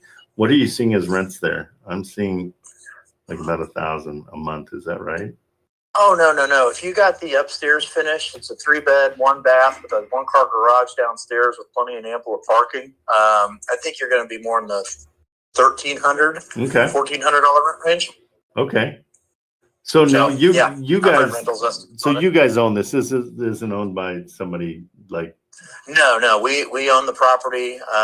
You did a title search on it. You'd see SPD Property Acquisitions owns the property. Again, just another one of our arms that we hold the properties and best title in. And we took it down and own it and try to get it to an investor honestly and professionally. So that way, our culture here is to make sure that the investors come back for more and continue buying from us because not only was our inventory good, but our business model and our professionalism was good. Man. So both things that we like to accompany ourselves with. Super impressive. So, okay. I'm going to look at your website. Let me give you a call back on this one and I'll kind of vet it a little bit and see if it's, how much rehab are you thinking? I'm thinking anywhere from $35,000 to $40,000, depending upon if you really did it to the nines. If you look at the property, it was listed for $134,000. Yep. And if you're coming in unrepresented, I believe we're at 109.9 minus 3%. So you won't need anybody to represent you. So you can really get into a good purchase price there, and you get your cap rate. Okay. it'll pump your cap rate up to the 8%. It sounds like there. And are you guys selling mostly to investors that are fix and flipping, or what are you? So we sell to investors of all shapes and sizes. We like fix and flips. We like buy and holds. We like burrs. We like hotels. We'll do anything, man. So we're really not a one size fits all. We'll take any type of box that makes it move. If you'd like to hotel it, we could hotel it as well. But definitely not here's our angle, and that's our only box. Right? Gotcha. We want to show every box and help educate you to find the best rental, best fix and flip, best situation that generates the most income for you and your ideas. Okay, and you guys buy as well. So if I we bought 272 houses last year. Geez Louise, what do you guys sleep in half the time? Only two? I never sleep, sir. I drink some energy drinks and company doesn't need them. That's all I do. You were on fire. Okay, I've got to look you up now. You've got a great way about you. I appreciate it. Okay, so SBD I love sales. it. Love my way. Thank you for that. No problem. Now, as you can tell, the kitchen there's already dimed out. The upstairs has got opportunities for an extra living area. It's probably 720 square feet upstairs. The basement downstairs has got plenty of room for storage. It's got a picket fence all the way around the house. The renovation does have room in it for you to spread your wings and kind of do, if you want to do a rental rehab, if you want to do a fix and flip rehab, either way. If you get serious about it, I've got an appraisal on the property as well. And we've done the whole nines on it. So yeah. It's rock and roll.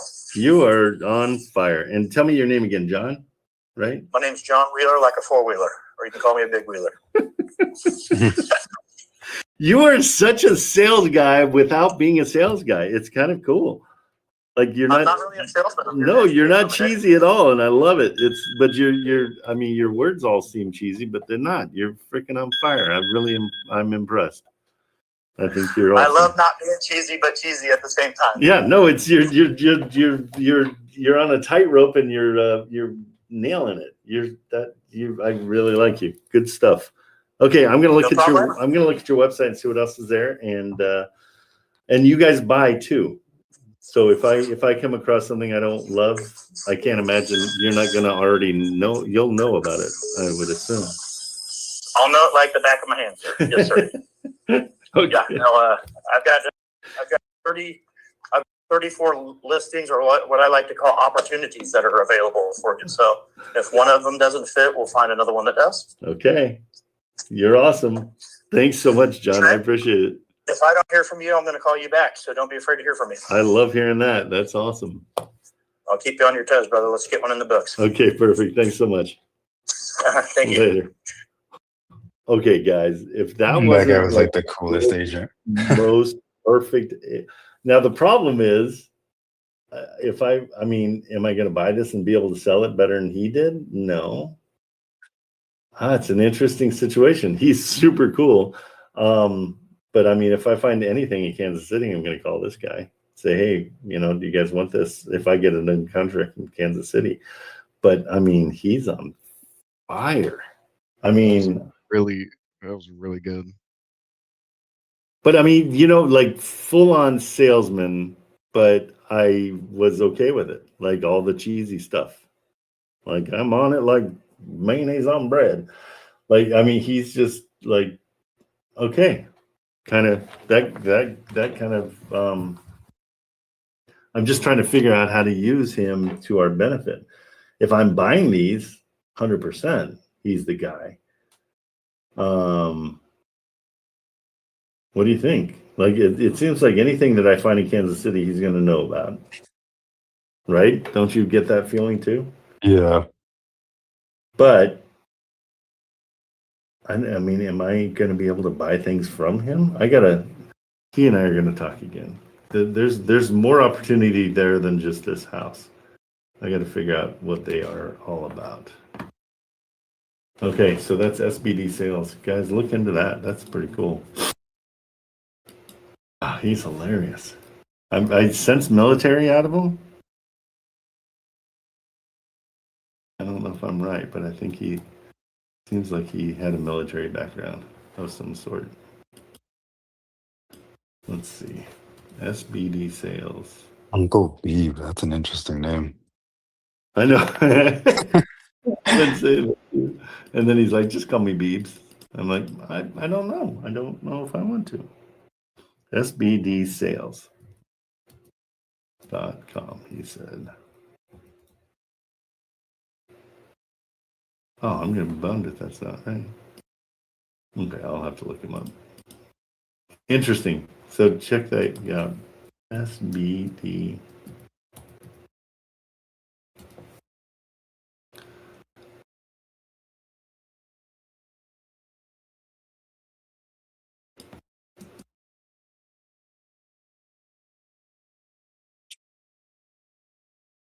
SBD Housing Solutions.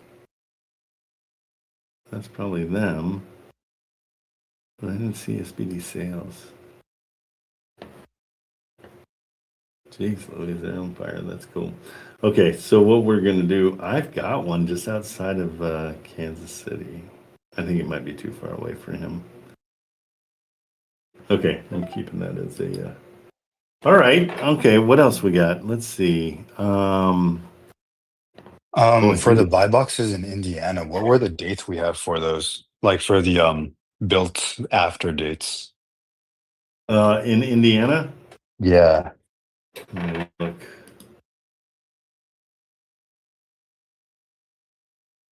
I've been calling on a couple of properties in Indiana right now, and I think this one might be good. I can't get a hold of the agent, and they're busy. I just don't remember what years they wanted. Okay. Find them. Where is it? Where's our buyers?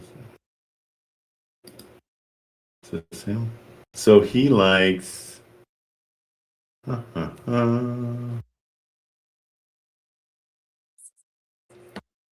40s or more. Okay. Avoid in the 1920s.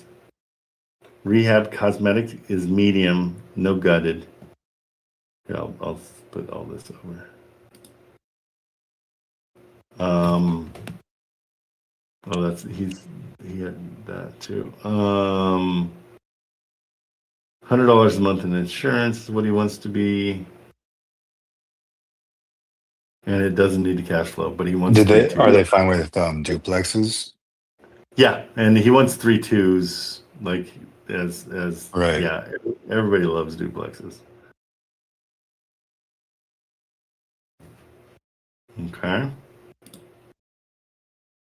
That's for Matt. Matt's a good dude. Matt is a solid guy.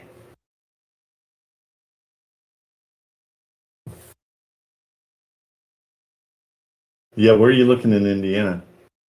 Indianapolis. Okay.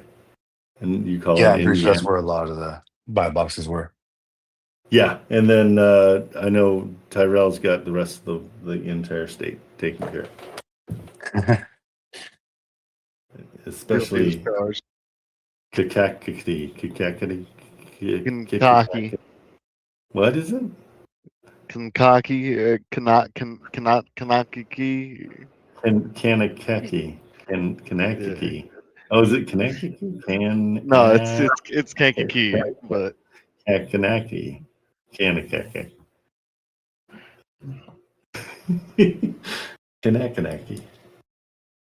Okay, cool. All right, guys. Let's see what other ones. Oh, what do we know about Carter? Tyrell? Did he? He sent the wire finally got received by the title company. They're waiting for the lender to wire funds, and we should be closing today or tomorrow. Let's hear for Tyrell. Congratulations, Tyrell. That's a good one. Yeah, that was solid. And guys, just so you know, with Tyrell's deal, he was with an 18-year-old. I'll just leave it at that. Yes. Oh man! As it was coming out, I'm like, that sounds so bad. Oh, that was awesome. Sorry about that. And the 18-year-old couldn't get the loan because he was 18. And so I stepped up and co-signed for him, and I'm okay with that. I'm good. If you need anything at all to push things over the line, that's what I'm here for. In the end, who knows? I mean, maybe he'll lose interest and stop making his payments, and then I'm gonna take it over. But I think I see the best in everybody, and it allowed Tyrell to get his assignment fee. So guys, I want to emphasize as much as I can that I'm here to help you guys out however I can. I like to be massively involved in your deals if that's the case, like this one. We did the deal about a month ago, right? And so we've been taking forever to get this thing closed. But it's going to happen, and he's going to get paid, and I'm psyched by that. That is something. That's what I want for you guys. So whenever I can, if there's ever a time that you need a hand with anything, let me know. Don't be afraid to ask. We can all step up together. Oh, Sean, thanks for putting up the SBD housing solutions. Perfect.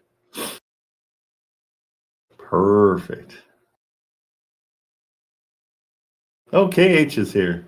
KH, you want to come up? Come on up. I'm going to bring her up. Okay, there she is. Well, now, you're working on a medical something or another? Oh, this is a long story. We don't need to get too into it. March 2020, I got COVID. And I know. So, ta-da. So I'm kind of a medical Marvel study person because, those were the first incidents. So I'm actually in a trial study with this vagus nerve stimulator and a Fitbit, and it's a whole thing. Way more consuming than I realized when I originally was accepted into it. But it's worth it. So that's now when you say Vegas study, are you talking the vagus nerve? The vagus nerve, yes. No kidding. Yeah. I mean, did you pass out when you were, because like vasovagal is like a like when that happens, like totally, I've had it happen to me, and you pass out completely. Your blood pressure drops, and they don't know why it happens. So is that what they're studying? Well, the vagus nerve is the longest nerve in the body, from your head all the way down to your bottom, and it basically it's the communication kind of highway, right? Yeah. And look, I have a lot of theories. If you guys have 4 hours, but when the vagus nerve needs toning, is what they call it. I mean, things go awry, and in modern society, we don't live in such a way that we're in harmony with our bodies. So that's just kind of like one element that they're focused on, because this virus stays in our bodies. They call them viral reservoirs. There's like a whole thing, but it tracks with all my theories. I do a lot of studying, and I have a lot of theories because, the expert is the one going through it. And if you want to kind of figure it out, you end up doing your own research. So I'm one of the first patients at UW Medicine's long COVID clinic. I'm still there. I believe they have me there because they study me more than treating me. And no kidding. That's really interesting. Yeah, and I'm more of a holistic person, so I see a lot of doctors. I do a lot of tests, a lot of poking and prodding.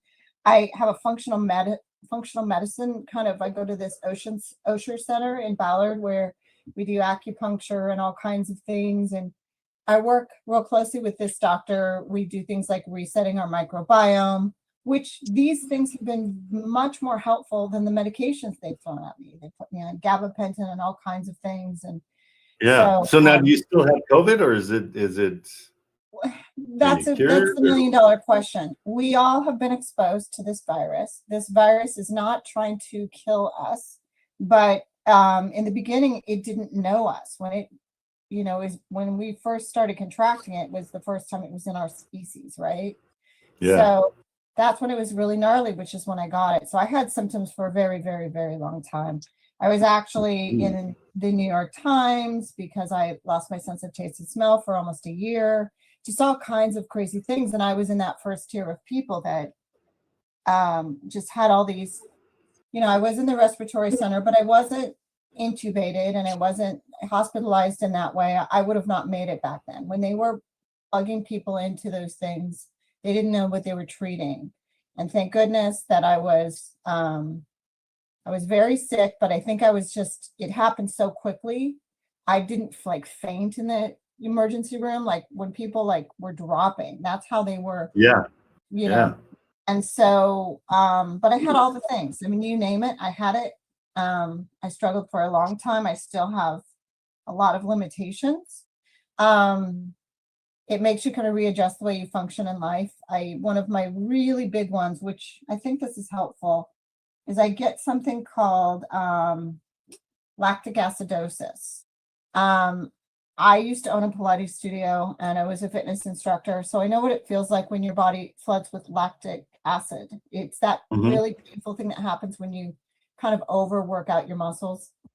Yeah. So that's something that happens often, and it happens when I do normal things, not like lifting shoulders and stuff. It's just like a normal day will kind of cripple me. Anyway, so I'm in a study, and that's why I have to do these things at a certain time in the morning and a certain time at night. So I jump in as soon as I can get those things out of the way. And usually it puts me closer to 9:30 or 10, somewhere between 9 and 10, depending on what they're requiring. Well, good. Well, I'm glad you're here. That's happy to be here.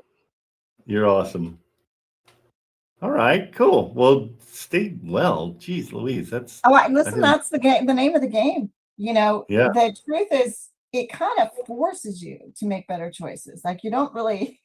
When you are unwell, this story, you have to make better choices. The Mr. Avocado, Mr. Apple. You have to think differently. Like it's all you have to do is have one stroke, and you're like, oh, that does matter. Yeah.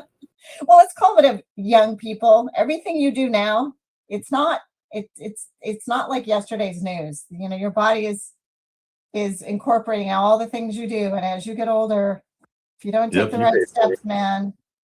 Yep. You pay for it later. To you, Tyrell. Your body keeps score. Yeah, which is you got to be good to yourself, right? That's the main deal. Absolutely. And, in all the ways, you're welcome to have those things, these excesses, but ultimately do that. Be good to yourself. Oh yeah, 100%. Okay, well, cool. Well, that puts us to 10. Today was absolutely all over the place. I think we did discover that, cold calling, I'm still on the fence. So I really would love for somebody to just, I've got 4 companies trying to talk me into it. And I'm like, I know you guys really, really want to do this, but I'm not sold yet. So talk to me about cold calling. What do you in reference to? Well, we were just testing one today, and we got to see, exactly what it sounded like. I'm not thrilled with it, and I think what we came up with, and Marco brought it up, is I think more effective for the same money is either doing ads or using AI to kind of vet out these off-market deals. So Again, this is an exploration. We haven't gotten any real good answers on what makes the most sense so far. But that's what we're exploring. And that's what I want to make sure you guys are just checking everything that's out there and seeing what's going to make the most sense. A few years ago, I don't remember exactly how many years ago, there were these companies that were doing that kind of, in the real estate world, where they were doing that kind of marketing of, what they did is they got these algorithm kind of whatever they're called, and they would they would show statistics of likely to sells, all that kind of stuff. And there was a lot of really good information in that, and I joined into it for about a year, and I got exactly 0 clients from it. However, the likely sells do work. I just think the way, when you put together something and you don't understand all the nuances, the algorithms are a lot like Zillow, which is Zillow says Whidbey Island has 12 libraries within so many miles. That's not true. We're an island. So if you go miles, you're in completely different areas where you have to take a ferry to it. So the algorithms, don't always work. But I do think that, again, I think real estate's a synergy, especially in your area, is really, you can tell when a house is, or a property is getting ready to move ownership. You know, if you drive and you look at houses that look a little derelict, they haven't been kept. I mean, there are obvious visual signs that, like, hey, I should look up this property and see what's going on. Sometimes it's just a family member owns a property that they inherited that they actually never stepped foot into, and it just that's what I'd love to do I mean, and Marco's on the same page, is like, let's figure out the AI on that, because AI is going to be 10 times better than the algorithms that are out there. Right. It's just a whole different world now, which is kind of cool. I'd love to explore that. And I think that's the way to go for sure. Yes. And I have, I work with people that want to, renovate properties, and they're always asking me to get off market deals, meaning find me a house that's not on the market that I can. Hey, if you have those, that's going to make our life so much easier. And that's what I want. I would love to find buyers, but also, I mean, and finding those off market deals, that's everything. And so, the guys that are doing the cold calling, I don't know if they've got enough knowledge to ask the right questions. The one we listened to today was good. She was a solid cold caller, probably one of the better ones that I've heard. But yeah, I mean, we're exploring it, so we'll see what makes the most sense for sure. I think if you study, I mean, this is just from my real estate background. I have buyers, I have sellers. You study properties, and I often, if I can't find it on the, if it's not listed for sale, I'll find it. And that doesn't mean that's a cool way to do things too. I mean, you told me the story about the people that kind of liked the house that you were showing them, and then they're like, we want this, but we want it in this area, and you're like, okay, I'll find it. And so when you know what you're looking for, I think having a good buyer base, like, I want to talk, we can jump out of here or whatever you want, Trent, but I want to, you had that Trello. I'm here so sparsely, I didn't see what that was. What, Trello? Yeah. Do you have Trello's just my CRM. I mean, it's how I keep everything organized because I'm visual. Okay. And so, like, it's got all my properties. It's an organizational board. It's pretty cool. No, I love it. It's free. Get on it. It's free. It's so much easier. And what I've got is, so that's the company board, but then the students board. Like, these are all the properties that these are all the ones we talk about during the live stream. And then I've got, these are all the ones that we're chasing. And so for me, I am so much better when I see a picture. I can tell you, like, oh, okay, this was Utah. I remember this one, and this, and I need to call on that. Right. Trello's, and it's free. It's really the best thing I've found so far, because we have Monday, we have SalesMate, we have, we've had them all. But for me and my poor girls, I mean, they have to dumb themselves down to my level, because I think visually, and that's who I am, and that's how I do things. So yeah, that's what Trello is. Okay, I want to jump on that. Yeah, I've got a lot of questions. I mean, I feel like we all are here to make money for ourselves and for you. And one of them is knowing what we're looking for and continuing that dialogue so that we can. And you weren't here earlier, but I'm just letting you know too. We are searching for 50 and less people who own 50 properties or less. I've got a management company that's asked me to come work with them and help them market to smaller property owners. So people that own 50 and less. I mean, the sweet spot is probably around 10 or 15. But yeah, so that's another thing. When you're out there and you see somebody who owns a bunch of properties, send them my way. I'll call them and see them if they need any kind of property management, because these guys do it on a high level, but they got so much bandwidth that they're like, well, let's offer the same price because we do it on such a huge level to people that are smaller, so they can afford property management. So yeah, that's a key to what we're doing actually, because so many times we are, you know, like we're all hoping to own properties that, you know, not that we won't ever step foot into, but certainly we're not going to be going there every week and fixing, you know, a pipe or whatever. No, absolutely. Well, I haven't touched any. I haven't gotten to go into any of mine. Like everything I've done has been remote, and so it's worked out. Freaks my mom out because she's been a property manager for 100 years. She's 91, and she still goes down and talks to the tenants, and you know, picks up the rent checks, and you know, does her ledger, and you know, so this whole way she's like tangible. That makes sense. Yeah, she's my first victim. I'm gonna bring her on and try to get her on a computer. I don't think it's gonna happen, but oh goodness. So that's something. If you guys hear of anything out there like that, let's send them to me, and hopefully it's something we can turn into another source of income for you guys. Yes, please. Yes. Right. Something I wanted to bring up, you guys. I don't know. You know, I do a lot of my books on Audible at this point because I'm driving so much that I have a ferry that I take often, but one book that has been immeasurably helpful for me in my life, and I read it when I was very young, in my early 20s. I actually did a study group with it. It's called 7 Habits of Highly Effective People. Do you know of this, Trent? Of course. Yeah, that's a Bible. Yeah, it's a Bible, guys. And I got it through an acting class, and we studied it for a year. And it just helps you understand how to have a conversation and not for you to get in your head. I mean, in context of what we're doing here, it really is a tool for your life.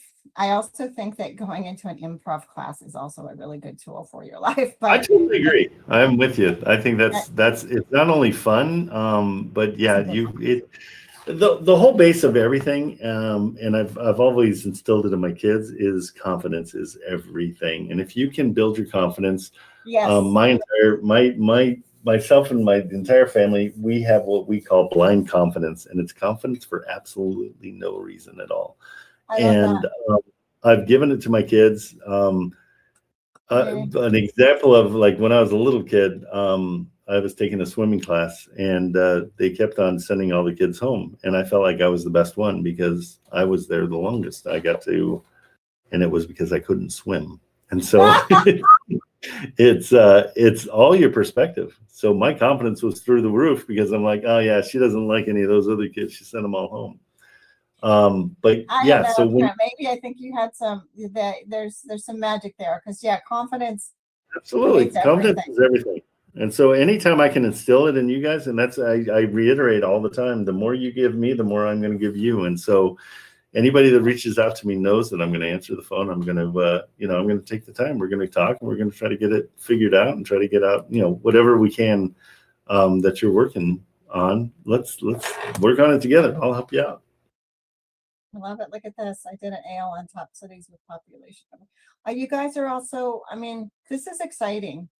Everybody here is clearly wanting to level up their game, and they want to be good at it. And it seems like let's do it together. It's so much easier. And much easier together. And the team playing, one of the thing that strikes me is if we're working together, we're going to be a powerful force. It's a really nice group of Yep. Absolutely. Yeah. All right. With that said, I'm gonna go. We're gonna go get Tyrell's deal sold. We've got hopefully several people walking tomorrow, but I'm gonna check in with them, let them know that they can walk tomorrow at 3. So, guys, I'll be back tomorrow morning, 8 a.m. Hope to see you. Thank you guys for coming in, and thanks for everything that you bring to the whole group. It's awesome. And definitely read 7 Habits of Highly Effective People. That's a great book. It's old, but all right. It's so true. Yeah, have a good day.